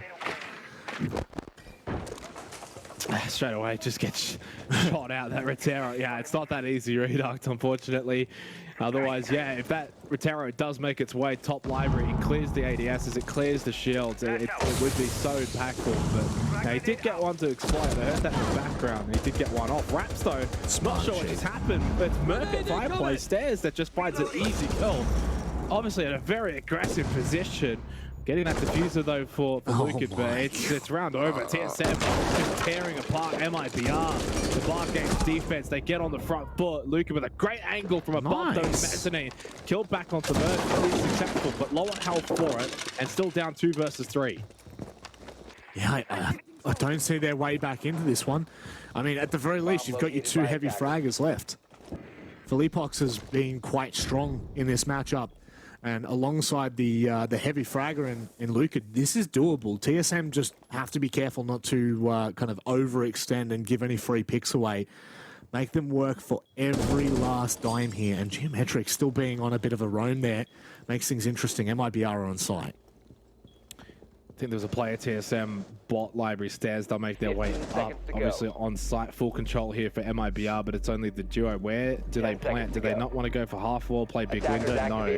TSM now to push through bar. They've got top library, and I think there's a player coming from library stairs as well. So they've got this surrounded. They've got the numbers. What MIBR need to do though, if they're going to win this round, 4-1, they do that there. They go on to achieve. But Snake, good shot back onto Philippe. Luka has 3 of the round now. Can he get a quad to win it in 1 versus 1? Low on health. Geometric pistol out. The pistol is strong as well. It's good from Geo. It's too good, and TSM will take the round and the map. 7-4 here on Chalet. They take their map pick, and they take a 1-0 advantage in this best of 3. I'm not sure if Geo just is respecting the pistol play there or whether it was out of bullets in the main, but regardless... He's the man that is there for the moment. Pistol, main, doesn't matter, gets it done, and TSM do just that as well. And the better team on the map, Rob. A 3-0 start. There was a little comeback from MIBR, but TSM responded probably in a way that if we think back to our earlier match, the way that SSG couldn't respond when Dem 1 Gaming really came at them, TSM showed they can respond. So it leads them in good stead going into the next map on Theme Park. And the big one for me is obviously after that rehost, right? You know, the composure to come back and ensure that you're still going to be winning rounds. They win 3 at the end. So 3 at the start, and so it is at the end. 3 rounds straight to close that one out. Impressive performance from TSM. You know, what is probably the most interesting about TSM at the moment is obviously, you know, with Chalet getting benched and retiring, now it means that Merc is picking up what was the support role, which is, I feel like it's a lot for him to be really doing. At the very least, it's allowed Snake to come in, and it feels like Snake's actually fit in really well here. And first map, you've already seen it, he's had a tremendous performance. Had a very good couple of rounds where he was able to make some impactful plays. Sometimes you can farm kill numbers and look flashy because of that, but I think what's more important is what those kills achieve. And I think there was a couple of rounds where Snake was able to get some critical kills that was able to help TSM go in and win those rounds. Merc as well. I mean, talk about a way to start as well in the hard breach. The first couple of rounds, I think he was like almost 4-1 or something like that. So started very, very strongly in that opening half, which is obviously not a surprise considering TSM got out to that 3-0 lead. And had MIBR not actually taken that time out, I think it could have probably got a little bit worse for them. So look, a really good start from TSM, and then they finished strong as well. MIBR good in the middle, but they've got to put it together for longer if they're going to win out in Theme Park. Yep, certainly are, and that's just it. We're going to go to Theme Park next, so we'll leave you with the match highlights. Enjoy.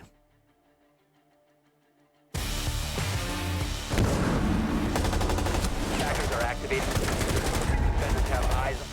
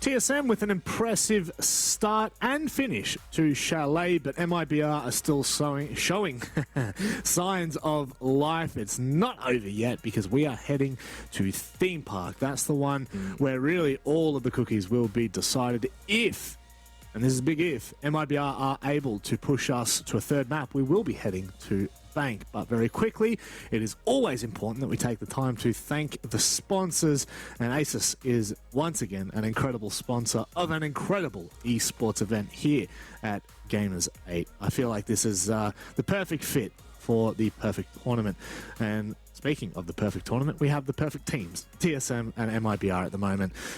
Really not a lot separating them, but maybe just enough for us to be a little bit hyped for TSM. Yeah, look, I feel like TSM were obviously by far and away the better team there on Chalet, but does that mean it's going to translate over onto Theme Park? It's hard to say. Yeah. I think one thing that kind of gives me hope if you were a TSM fan is the way in which they actually won those rounds. Very convincing, cool, calm, measured, and a complete package. Their attack was really good. Their defense was really good.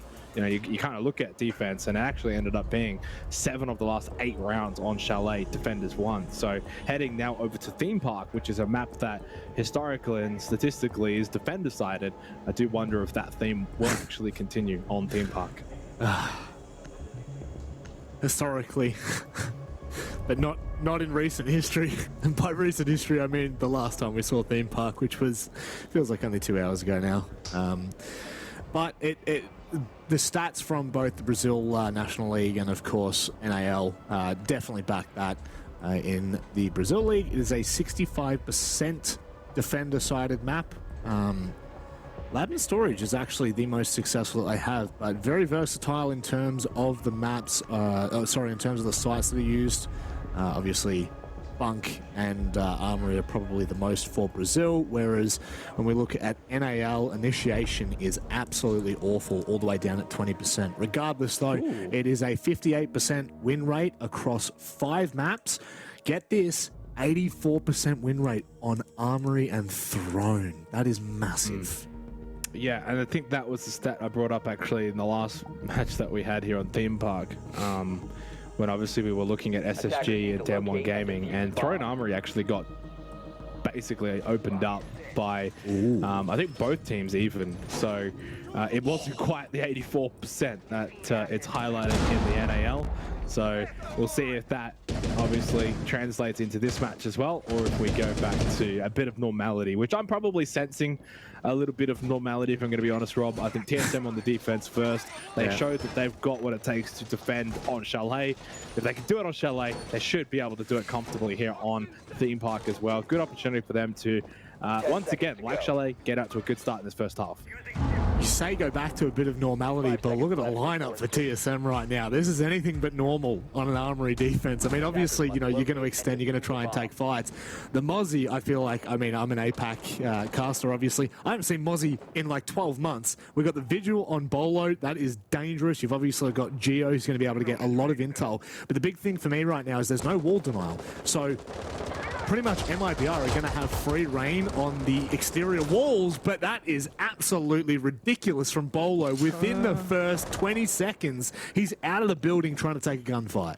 Yeah, I don't know about that one. On a map that already favors, I think, defenders that are aggressive inside the building, don't know if you need to be outside the building. So I will put it down to this round almost being like, you know, when an attacking team comes in the opening round, Rob, and they bring out like a rush strat. Yeah. This is almost like the defender's way of doing it. So it's probably going to be a one and done for TSM. Not counting them out for the round, of course. We have lost the Vigil, but it is an intriguing strategy that's so far not paying off. No, and I'm really keen to see how TSM decide to hold this, because obviously without really defending the exterior walls of Throne, it becomes almost like a hellhole on the actual site itself. So very much it's going to have to be the aggressive play style. A lot of good drone work from MIBR here have set them up, but look at the drone economy. There's only 3 drones left. Oh no, this is not good. They are going to be in a deficit of intel when we get down to the later parts of this round. Oh. Well, Geo makes the runaway from Port Yellow Stairs through toilets, and in the end, it's actually all evened up now at 3 versus 3. But Geo low on health, and Lucan very feeling as if he had a kill and almost like prey getting away from the Hungry Lion. But minute 15 time. It's still here available for TSM to just try and bring this round back, and they've continued to do so. Geo probably should have died at Yellow Stairs, goes on, finds a kill, finally does die to Lucan, who I think was chasing him down that whole way. 2 versus 2, but time will start to become a factor for the 2 on MIBR, and suddenly Merc and Snake find themselves in a position where they can win this round. A bit of a wacky and weird round to start. They can do it, and Riyadh goes all the way back and will get the hack and get those cameras. Well, that's just it. I was going to say, they're going to have really important intel for TSM. They've got the Yokais, and they also have the Black Eyes on Geometrics. But of course, now they can see everything. Now MIBR can see literally every piece of information, so that all becomes null and void and actually works against them. As you saw Snake shoot one out, it's now 20 seconds left, and MIBR don't have a clean way into the site. Oh yeah, that's the thing. You go and get the intel. That's all good, but you've got to get on site. We're heading down to the final 10 seconds. While talking about swinging on in, finding that kill onto Snake. They did have somewhat of an idea as to where he was located. Reduck going for the plant. Merc, while they're not your friendly drones anymore, they have been hacked, and they're too late. Reduck does get the plant down. So for Merc now, in a 1 versus 2, post-plant, looking for the retake. Lucan and Reduck both half health. It's somewhat winnable. Oh, and that makes it very winnable. There's no need for Reduck to be swinging and peeking that early. So much time. Merc, does he fake? He does. He gets off of it here inside of Armory, but he's expecting Lucan to make the push. Oh, they're gonna swing each other. Who's gonna win it? It's Lucan. Wow. That is an insanely close round. I thought absolutely no chance MIBR make it on site. Completely dismissing the fact that they have a smoke. They cut off Split. They forced the fight with Snake. And after that, they played that 1v2 really well, not perfectly, obviously. We don't need to see that player first swinging onto the position of whoever it was trying to clutch them. But regardless, that was a really, really strange round. I mean, from start to finish, kind of felt a little bit, how you going? And I thought the fact that MIBR lost so much of their intel in the early portion of that round, I thought, oh yeah, this is it. They're not going to know where any of the TSM players are. And then, of course, you know, the Dockerby. Just Dockerby things. Yeah. And that really, for me, I think turns the tide. All of a sudden, all of TSM's intel becomes null and void, and it just becomes a double agent, essentially. So not bad, though, for a 4v5, really, when you think about it, because fantastic. Run out at the start. Was it Achieved or Geo? It was Geo that went mental. Oh, no, it was Achieved. Achieved found the double kill of, like, little HP, right? Yeah. But in the end, was shut down. And it was Merc and Lucan in that 1v1 at the end.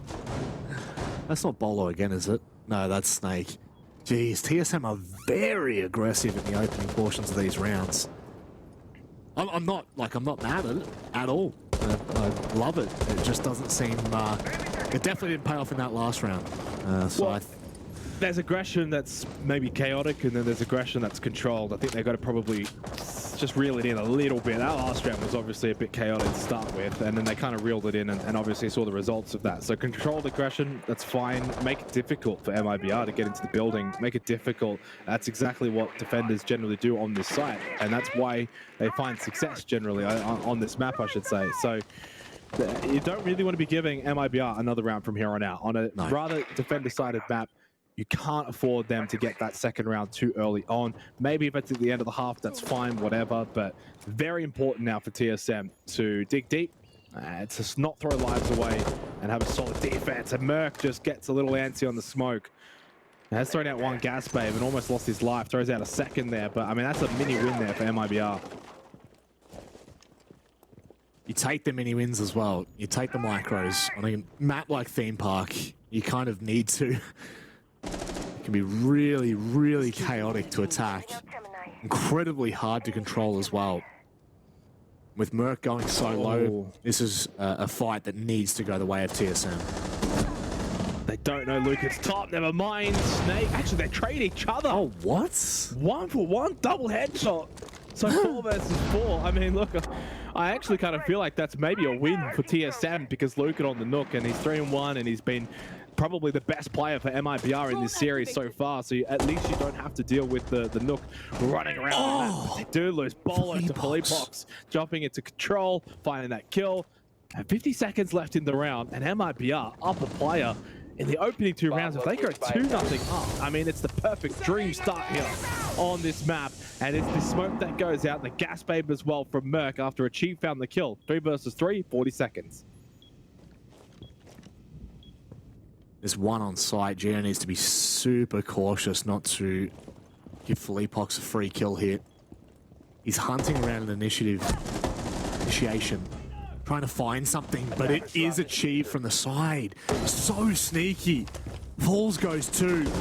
And Raps is the only one left alive. Can't get anything done. Merc goes massive for the final 2 kills. Very, very impressive from TSM. Yeah, but just that moment, Rob, bringing it back to where things slowed down, almost like time standing still. Who did that favor in the end? TSM, right? When things are a little bit chaotic and all over the place, I feel like that's playing a little bit into MIBR. They're okay with that. You look at Lucan on the Nook, he's making moves, they're dropping control, they're finding kills. And then when things slow down and it comes down to crunch time and it comes down to executing on site, 3v3, TSM's just a better team. And when the time becomes a factor, it should play into them, and that's exactly what we just saw in that last round, and that's what we saw as well on Chalet when it was fast and it was frenetic and it was chaotic. Like the second half of that first half, MIBR benefited when things were a little bit slower and measured. TSM and their methodical play style rose to the top. It's almost like class just rises to the top, and that's really what is the case, I think, for TSM and what's going to win them this map of Theme Park. But they've got to play it more controlled and less Bolo, you know, running out on Vigil. Let's not do that one again. 5 seconds. I do really like this operator lineup, and again, you know, you talk about what it does and what it doesn't do. What are you doing, Bolo? Not again. Don't. It'll probably work this time, though, in fairness, if he does go for another cheeky play on the Vigil, but you just, yeah, they've already got 1 round. I feel like you can always do one. You can always get away with it once. Yeah. And then if they get something from it, if they get a round win, I don't know if you can do it again on a defender side of bat. You need to bank these rounds. Yeah, 100%. Especially on a site like Armory and Throne. Like 80% win rate in NAL. This is the site you absolutely do not want to be losing. This is the one that you put in the back pocket, and it's 100% every time. Like a basement defense used to be for Oregon. You know, you think about how successful that used to be for every team. Snake, if he hits this shot, he might be one of the sharpest gamers, but he pulls off. Philippox doesn't swing either. There we go, Bolo. Yeah, but that's more measured, right? That's just around drag and stairs. Where is this? And making it difficult to push into sight. Oh, so you got TSM. Wow, 2 minutes left, and it's a 3 versus 1.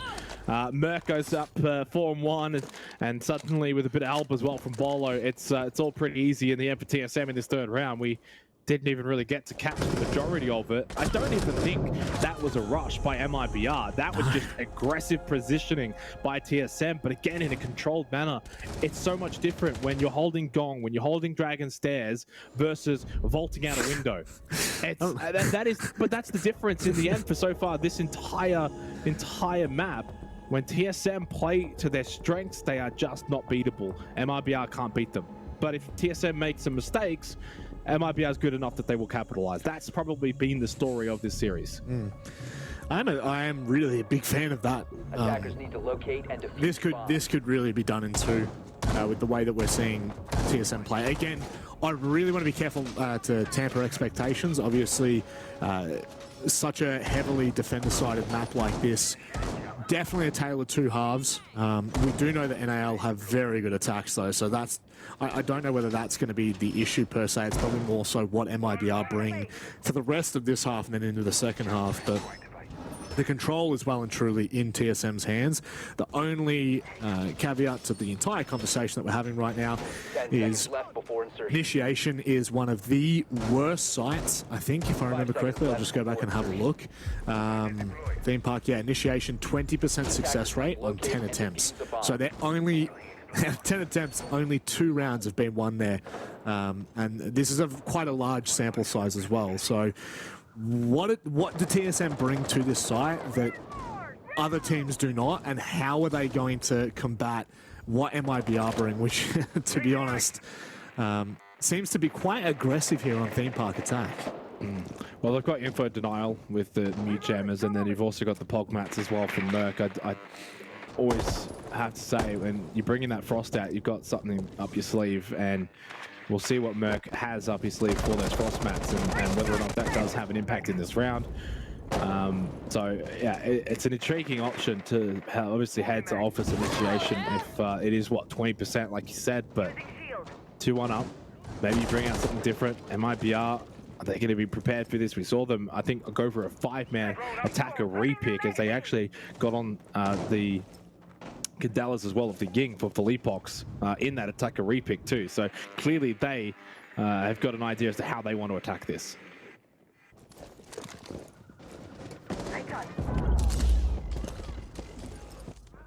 It's probably the execution that we need to really see come full out.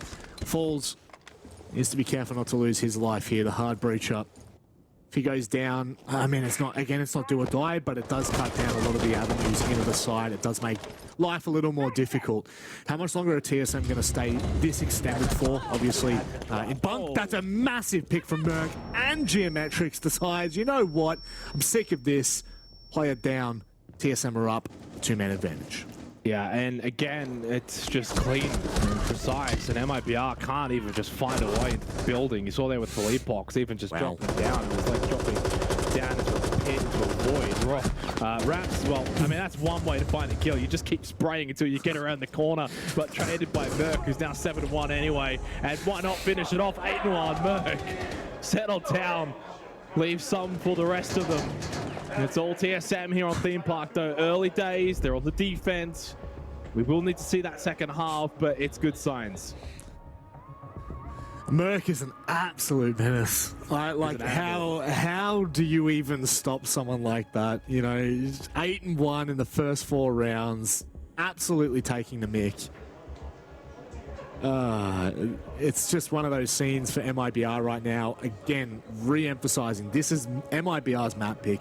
The fact that they're taking their tack timeout on their attack with 2 rounds left, that shows me that things really are not clicking for them right now. They are concerned that TSM are going to run away with this map. Remembering, if TSM win, MIBR straight down to the lower bracket. Yeah, and it's somewhat similar to Chalet. If you think back, it was a 3-0 start for TSM. They were clean. They were by far the better team. And then MIBR took a timeout. And from there, they responded with 3 rounds of their own. I do wonder if MIBR can replicate that here for the final 2 rounds of this half. You bring it back to 3-3, and suddenly we're probably singing a different tune altogether, especially if we buy into the theory that this is going to be a defender-sided game. Obviously, we saw Damwon Kia and SSG earlier on the stream. It was not a defender-sided theme park, even though the map itself is inherently defender-sided. That game wasn't. But this game, so far in the first half, favoring the defenders in TSM. So we've got that kind of to go off of here. And they're actually going to be employing the same kind of setup. They'll go with the Frost again, they'll keep the Mute Jammer, the Alibi, etc. So it's the same setup as well for TSM, despite the shift over towards Bunk Daycare. So, yeah, very intriguing. I feel like, consistency breeds success.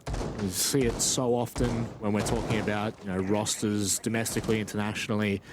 Rosters that stick together generally have a better successful rate, unless, of course, the roster's absolute dog water, in which case it's a little bit different. And I feel like, especially for operator lineups, knowing what you have, what your teammates have, what you can play around is just as important.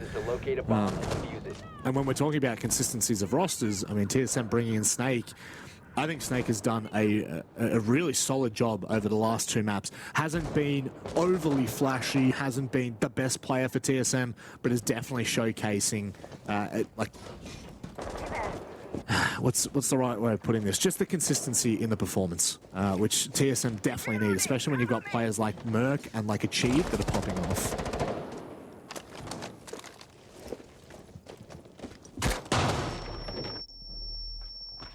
7 of the last 9 rounds in favor of TSM over the back of the 2 maps, the end of Chalet and the start here on Theme Park. So it's been rather one-sided. And TSM do end up winning this series 2-0 and win it convincingly. It's further bad news for MIBR and what's been a couple of rough months. It just gets sort of pushed to the side, if you will. Now, Montang is going to be brought out by Riyadh. How do you play off of this and playing this well inside of Initiation? Interesting. Kills, though, of Philippox over in Break Room. Oh, Philippox! But falls, finds the kill onto Snake, and TSM have just wilted. And lo and behold, similar to Chalet, off the back of the timeout for MIBR, they come out the other side looking like a rejuvenated team. Attackers have located a bomb. Not a team you want to allow back into this game. Achieved. He wins these. I don't think he does, though. Let's be completely honest. A 1 versus 5 finds the first kill. That's Philippox as well. Can he deny the plan? I don't think he's in a position to do so. I thought that shot was going to connect. This is a very difficult position to play from. Get shut down by Lucid. MIBR. They are back in this game. They are not interested in mucking about with what has been a pretty impressive TSM roster. Yeah, and now that they've got that second attacking round win as well, that relieves so much pressure going into this final round. They don't have to now get 3-3. I think 4-2 is good enough. When we look at, obviously, Theme Park in a nutshell, we've spoken about it at length. I think 4-2 is par for the course for both teams. If it does get to 3-3 though, MIBR will actually be in a very good position going into the second half, provided their defense can of course stand up to the attacking prowess of TSM. So, which, you know, they did go 3-3 on Chalet on their defense. If they could do it there, I think they could do it here as well. Big round to be won here. It kind of feels like the winner of this round might end up actually being the winner of the entire match. I know that's a little bit silly to say, Rob, but TSM got up to 4-2. Put a very early break into that MIBR momentum off the back of the timeout, go into the second half, good on the attack, or 3-3 half for MIBR, and suddenly the pressure's on TSM. 5 seconds left before insertion. You come down to moments like that, my friend. Truly can. Yeah. Attackers are heading out to defuse You know, the bomb. when you talk about the lead in the first half and the second half, it is so vitally important when you have the opportunity to close these games out. And right now, anything but a 4-2 half for TSM would be unsuccessful. Snake! Oh my god! All I heard was the one tap. Doot. Dead. Man advantage, and that's a Yana off the board for MIBR. Yeah, and probably what TSM needed as well off the back of that 5th round where it was essentially almost flawless by MIBR. So a good way for them to start, get that early kill, and deals with the Yana as well. No Gemini play from Raps, and no K round as well in that 5th round. It feels like though for MIBR, Rob, a lot of it is falling on the shoulders of Lucid. And Bolo finds a kill onto Reduct, so yeah, and Philippox as well on the swing in as well. Okay, they're all just my dead. god! 2 minutes to go, and TSM are just ready to move on into the second half. Ball in Cafe droned out. Can't even win that fight against Snake, who's just too solid for a flawless round. And it's a 4-2 half in the end for TSM here on Theme Park. Indicative of how they have been performing, and you know, you don't want to put the performance of a team on one player, but definitely Lucid has been stepping up for MIBR, and I think you take Lucid out of this scenario, I think TSM wins Chalet a lot easier. I think that Theme Park, there's nowhere near as much I would say congestion. So, and again, I am really cautious when I do talk about one player in particular, because Philippox has been fantastic over the past 2 maps as well, but Lucid has just come up pretty big in some of the more important rounds. Then you look to the side of TSM, you know, if Merc goes down, you've got Achieved. If Achieved goes down, you've got Bolo. Bolo goes down, you've got Snake. And if Snake goes down, Geo just cleans up. So that's obviously nowhere near how it works. But it does feel like all the cylinders for a TSM are literally just gun-ho working together in this. It seems a little bit more broken for MIBR. Maybe we're just reading into that, but certainly this is a really solid start for TSM, with the fact that this is MIBR's map pick. Yeah, I will say though, again, devil's advocate here, 4-2 half. Yeah, probably par for the course for both teams. MIBR did get their 2 attacking rounds. If this does play out to be as defender-sided as we generally expect Theme Park to be, then this one could actually have overtime written all over it. But what I will say is if TSM get this opening round, and if they do it very cleanly, I think at that point 5-2, you can't look past them. So big round. Snake sneaking on through on the Norg, straight into arcade entrance. Now Chief actually has died. Well, going for that he 1D. He's dead.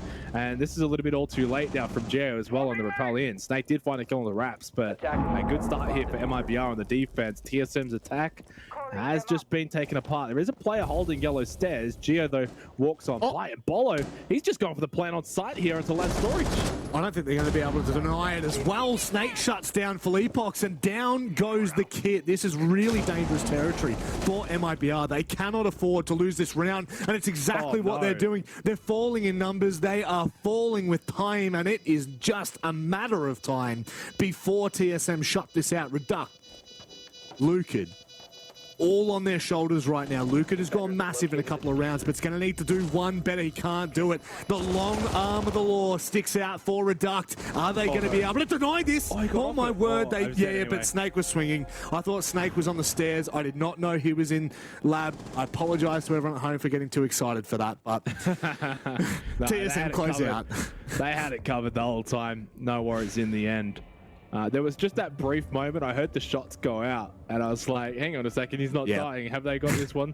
But no, 5-2. TSM, it wasn't clean. I mean, MIBR, they got the first 2 kills of that round, if I'm correct. I know there was a trade back, so it was like 2 for 1.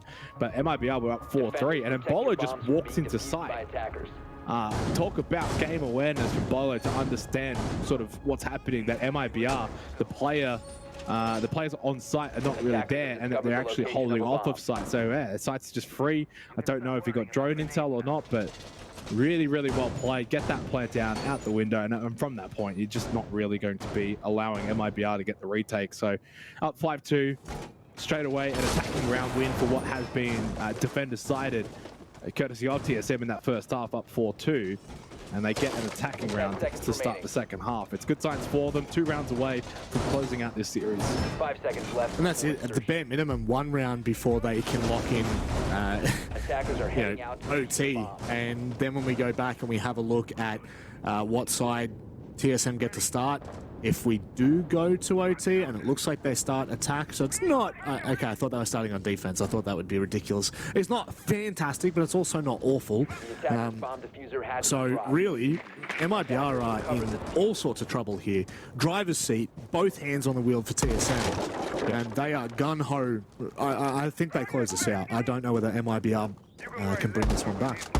We've seen enough as well back on Chalet. You know, for those that sort of watched the SSG Dem 1 game in Kia, they know that even though Dem 1 won Chalet, SSG showed enough and then started really well on Theme Park. So you could kind of see them not only just winning on Theme Park, but also bringing it back on Bank. I haven't seen enough to suggest that MIBR is the better of these 2 teams. That, for me, is TSM. And when they're up 5-2, and when Polo not only is running in sight in the last round, and now finding the kill onto Lucid, who has been the star player for MIBR, it's falling apart for them. Kill by kill, they fall. Raps has not been able to have that much of an impressive performance. Riyadh doing as much as he can. Did get that kill onto Bolo, who's just running around like it's a T-hunt here on Theme Park. Legit. Minute 40, 4 versus 3. TSM with the player advantage. Yellow's dash control. Merc now in daycare on the drone. Good intel. They've still got 7 drones available. A lot of intel, a lot of time. It's all looking good for TSM. I feel like as we left Bolo's point of view then, he was, you know, Bilbo Baggins going on an adventure style scene. He's just running off into the distance. Unfortunately, doesn't find much more, but it certainly gives TSM just such a strong foothold in this map. And so, I mean, really just in this round. And there we go, the very first time we're seeing the mirror in 8 rounds. And it's had, I don't know if that's had no impact, but it doesn't seem to have really played into the defense of MIBR whatsoever. 3 players left. Reduct obviously finds Bolo a little bit earlier, so it gives them something, but I just... TSM are snowballing, and MIBR are hoping for a rock to break that momentum. Yeah, and sometimes I'd look at this moment and think, has it stalled, has it slowed down? But I think this benefits TSM. The crunch time, this is where they execute perfectly. And Merc inside of barrels here finds the easy door to Riyadh. Obviously hiding out, looking for a late round flank. And now you've got a 2-player advantage, 30 seconds left. You've got Vert, you've got Sight basically locked up as well. Merc now cracks double digits. Philippox wants to obviously try and make one last play. Did get the kill onto achieved and wants to maybe ruin some KDs for some of the members of TSM, but that's probably all he may be able to do. I don't think he's going to be able to salvage this one for MIBR, so it will then be match point, series point for TSM on the other side of this round. Philippox finds the first fight, yeah, Merc. little bit aggressive there, and Felipox is now in split. He can do some serious damage. He's a player in barrel, so he can isolate this 1v1. If he wins that, it's on. But TSM are on. They're on match point and series point. Yeah, and they've been the better team. There's no contest. There's no way that I can play devil's advocate to say that MIBR deserved more from this. Back on Chalet, I thought they probably got what they deserved. That was at 7-4. They had a very good period where after that timeout, they came out firing, and it looked like maybe we were going to have that kind of back and forth series that in some ways I almost expected, really. I expected a little bit more from MIBR, but I will also say that TSM has been very, very impressive. You obviously have touched on Snake. I think his addition has been great. Had some very, very critical moments on Chalet and has just continued to churn away here as well on Theme Park. They just look like a team that's firing on all cylinders. I don't see much more you could really say. Could they go to another level? Probably. But I still think that I'm a little bit more disappointed in MIBR here on Theme Park. They didn't show much on the attack. The only round they the only round they actually won was that bunk daycare round in the 5th round. They did win the opening round, but it didn't help. The bowler threw his life away, and they were playing a pretty aggressive roam. So that aided MIBR a little bit. So really, I kind of look at this as this could have easily been a 7-1. Yeah. Well, I mean, like literally, it probably should have been at this point for TSM. And I think the momentum, anything that MIBR had on Chalet after, kind of breaking the momentum, it was really lost in that second half with TSM going onto their defense. And same thing here as well. There were little tiny glimpses of opportunities to make their way back in here, but TSM have been so aggressive on this attack that they have not let MIBR settle once. And I think ultimately TSM's aggression, not only on Chalet but also on Theme Park, has ultimately caught MIBR either off guard or has just outplayed them altogether. It's also important for TSM, the 2 maps that they've gone and won. I'm assuming they're going to go on and win Theme Park, but Chalet and Theme Park really adds to their map pool, and they look very good here. They've clearly put some work into it. They have not won it in the NAL Stage 1, Stage 2, so they've clearly gone away and put some work in because they've looked very impressive here. They would probably beat a fair amount of NAL teams on this map if they were to bring it out. So, minute 45 and what could be potentially the final round, although obviously for MIBR they will fight tooth and nail to bring this one back. Luka gets that kill, gives them the advantage, but maybe only for the time being. Merc has been supreme in this series, probably the best player in the series, but doesn't find the kill there.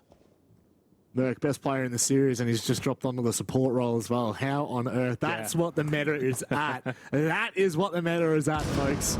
Merc can just be an absolute gamer. Perfectly cooked nade from Snake, by the way. A little bit of information. You're going to try and drop through the gate? Surely not. Geometrics out on the arcade window. And with a minute left, this is looking a lot more likely for MIBR, but once again, there's no one on site for MIBR. No one's watching the choke points, fortunately. Falls finds a big one, and now it is brought back into a 2 versus 3, but site control is under TSM. Geo and Achieve now, the last 2, and they got 3 to deal with. Still Nitrocell in hand as well for Reduct or the Mirror, and Diffuser down right next to Raps. One more gas babe available. Time a factor too. Achieve trying to find a cheeky angle, but I don't think he's going to be able to achieve that one. And Geo now taken low as well. So I think this round maybe has fallen away from TSM. For their sake, if it's just the 1 round, and that's fine. Yeah, I mean, look, Raps just has to hold the door. He can be full white and just pull the trigger. He knows that you got to rush in. I don't even, he actually hit very, very well. It wasn't even full white. He played that perfectly. And a much deserved win for MIBR. I know it's match point, I know it's series point, but that was probably the best round we've seen from them on Theme Park. And they've left it to the last second, and that's the only disappointing factor. Now, we do head to Armory Throne Room, Rob, for this next round. There is a chance 6-4 could be on the cards. If that does eventuate, could put some pressure on TSM. The only problem with, it's hard. If MIBR win this round, they then have 2 rounds where they either have to go to lab and storage or they've got to go to initiation, in which case I don't back them to close it out in that sense. That's going to be a really tough one if they are able to put, like, if they want to make the comeback here, again, you're talking about 4 rounds straight, but you are talking about sites that I don't feel are the strongest for MIBR. We saw it in round 1 of the attack for TSM. But it could be done and dusted here. You never know. You just never know with the way that TSM are playing at the moment. They are so quick. They are so rapid. They don't mess about. When they find an opening, they're in. Attacker's objective is to defuse a bomb. Yeah, on the flip side, I think for MIBR, much better round from them because they didn't shy away from the contest. A little bit more in the face of TSM. Shotguns, holding angles that were not necessarily just on site. And I think that that's probably something that they need to continue to do if they are to win this map of Theme Park and bring it back and send this one to overtime, even just that. They need to throw caution to the wind and be aggressive, get in the face of TSM.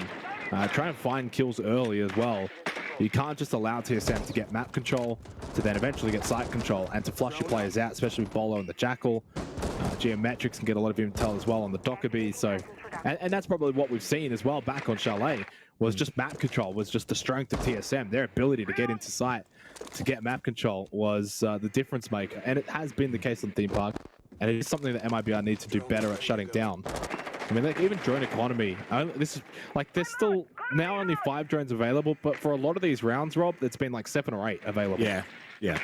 It's definitely something we noted on Chalet, and again, like, not to put it on the region, but like NAL seem to be quite good with their drone economy and also their intel. This really is the first round I think I've noticed where the drone economy is kind of dwindled away.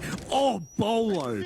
Rip the head off of Reduct, why don't you? There is now only 4 players here. MIBR, are they going to get shut down? Lukid with a monstrous kill onto Merc. That wasn't far off, but yeah, not close enough at the same time.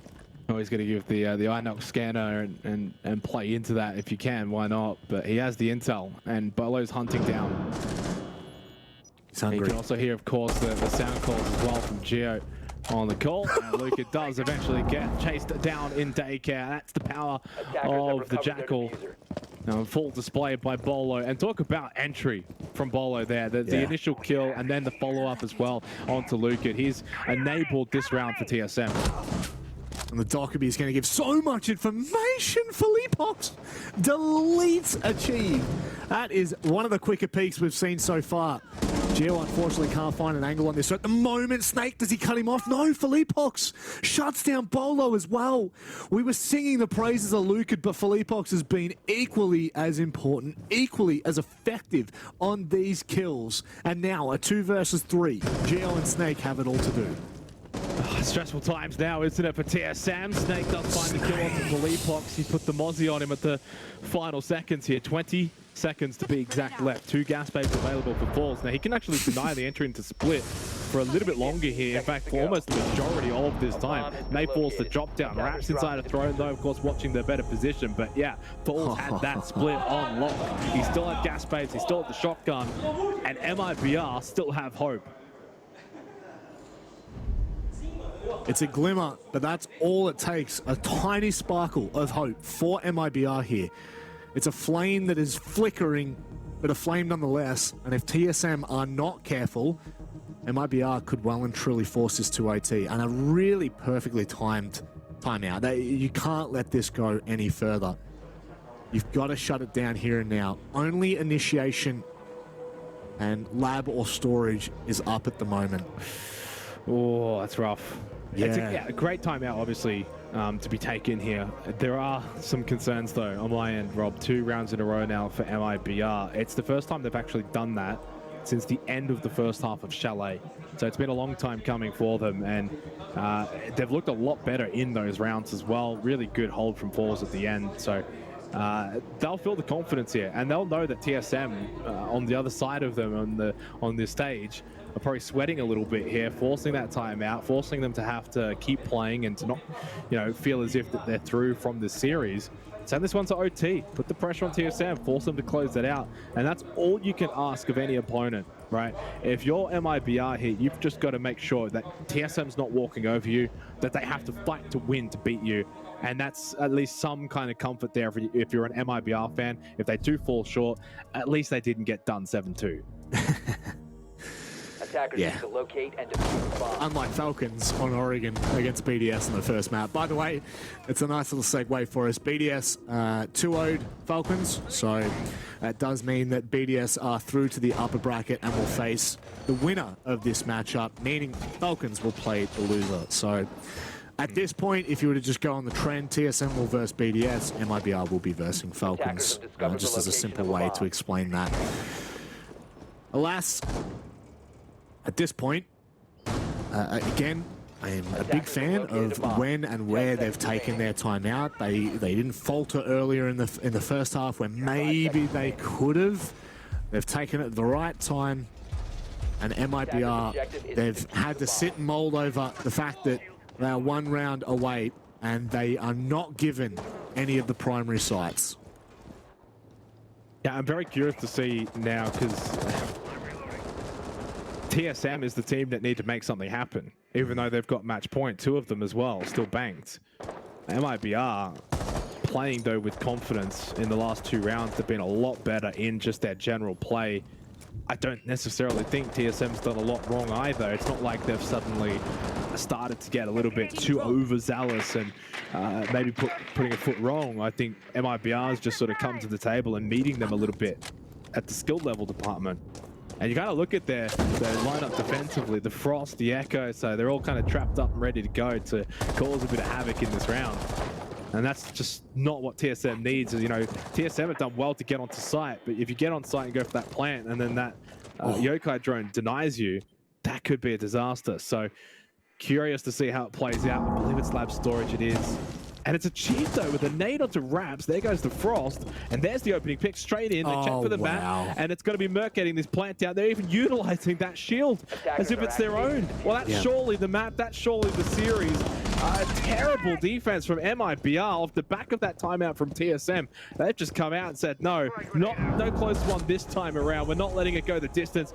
We're going to shut up shop. Job done. TSM take out MIBR 2-0 in this series, and rather uneventfully as well. They were by far and away the better team. Well, you would have seen just before we kind of swapped off Achieve's point of view, he did see the player on cam. They had a drone directly on that position, and then Achieve ran around and naded for himself. So Intel gaining for himself the free kill, and then instantly there's no one else in lab that can contest that line. It's just devastating for MIBR that the series ends that way. But I guess for TSM, a lot of huge takeaways from this matchup. You know, we were asking questions of them before we got into this match. You know, they haven't finished all that great domestically, but this is a big win. This kind of shuts down a lot of what most people were thinking. Best of 3 format, they thrive. I don't get to watch NAL, Rob. It's on at like 5 in the morning, 6 in the morning, and I'm a gamer, so I'm basically going to bed. You're going to bed at that time. Yeah. So all I can say is that the TSM I just watched, I can't believe they finished, what, 8th in stage 2? I mean, it's staggering. I know obviously Snakes just come in and obviously had a very, very good performance there in that series, but I think as a team, as a whole, as a collective unit, that does not scream 8 to me. So if they're 8, I don't know. I don't even want to know what the other 7 look like from NAL. It's going to be a tough region to stop at the Berlin Major. But no, look, obviously they have some issues that they need to iron out from stage 2, from stage 1. And I think this is just sort of that growing process for them. This is just this opportunity for them to play at a LAN international event against really good opponents like MIBR. Yes, they've been struggling a little bit lately too, but you still got to push past them. And that's exactly what the TSM did. And now sets up a really big prospect match with BDS. Well, that's just it, right? They go through to the upper bracket, and now we get to really test the fortitude of TSM. Yeah. BDS have just come off of a good performance against a team that really have so many question marks around them. Falcons, very much an unknown entity from the international audience, really anyone outside of Saudi Arabia. It would have been nice to kind of get a little bit more intel on them heading into this one, but this was really just such a big performance from TSM. Now we see what they're like up against a really strong team in BDS, but looking at how this game unfolded, like we said, they were firing on all cylinders. Have a look at that. Like, not a single player outside of 3 kills from each other. That is a team that is looking dangerous. That is a team that is feeling comfortable. Yeah, I feel like this is overall a fantastic start to TSM's campaign here in Gamers8.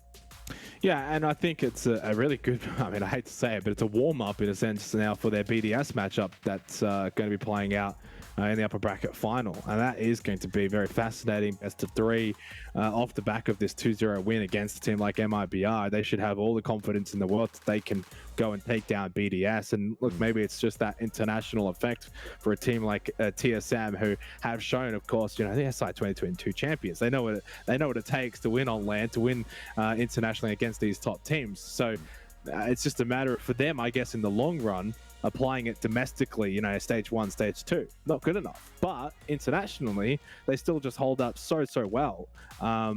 Obviously, they've been lacking majors. I mean, Mexico major was disappointing as well. Didn't attend Sweden, didn't attend Charlotte. So, and obviously not attending Berlin. So a lack of majors.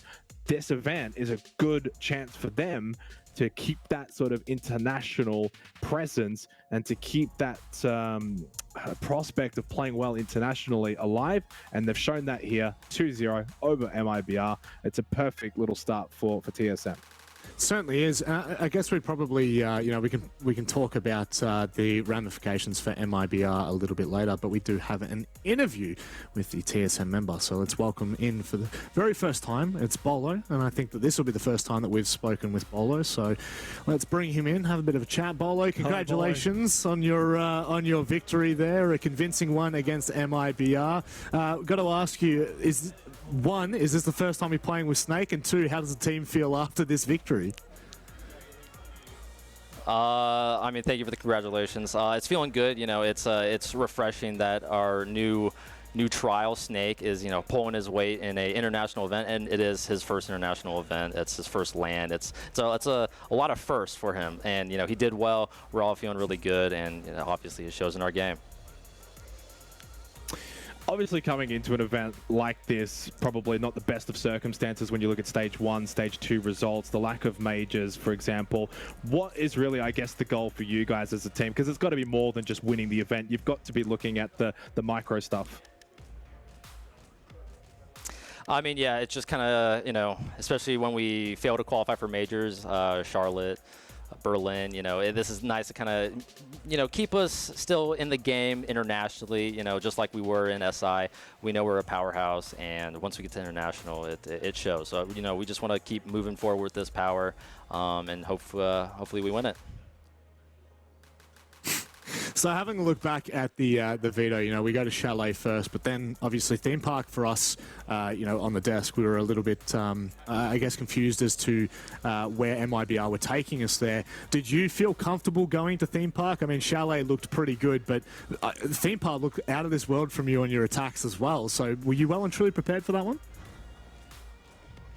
Yeah, we traditionally in the past, you know, 6 months of history haven't had the best track record for theme parks. So, you know, we've had some time, we've worked on it, we've scrapped it for the most recent stage to kind of, you know, tune it up in the shop, and it's good to finally pull it out on a game day, show out the progress that we've been making on it, and came out with a dub. So we were not necessarily thinking MIBR would take us to it, but you know, we're ready for it, and we were.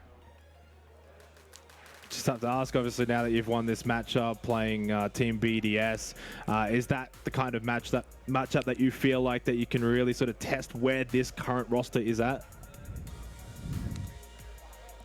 Yeah, I think, you know, BDS is always traditionally always a EU powerhouse, but whenever it comes to the events, we've always had a really good track record. I think we're 3-0 on them, so, you know, hopefully we round it up to an even number on the 4-0, and you know, we're feeling good, and I think it'll be another test, a little testament on how well this team is going to be doing. Bolo, we generally like to give the floor to any interviewee that we have here. So is there anything you'd like to say to anyone watching at the moment, maybe fans that are, you know, kind of hoping for a strong performance here? I just mean, you know, thank you for watching. Thank you for the supports, you know, especially through the very highs of SI and the very lows of the stages of NAL. So shout out to Snake for, you know, putting up good numbers for his very first event. And, you know, let's win it for you guys. Beautiful. Thank you very much, Bolo. Congratulations on your win, and we look forward to that match against BDS. Thank you.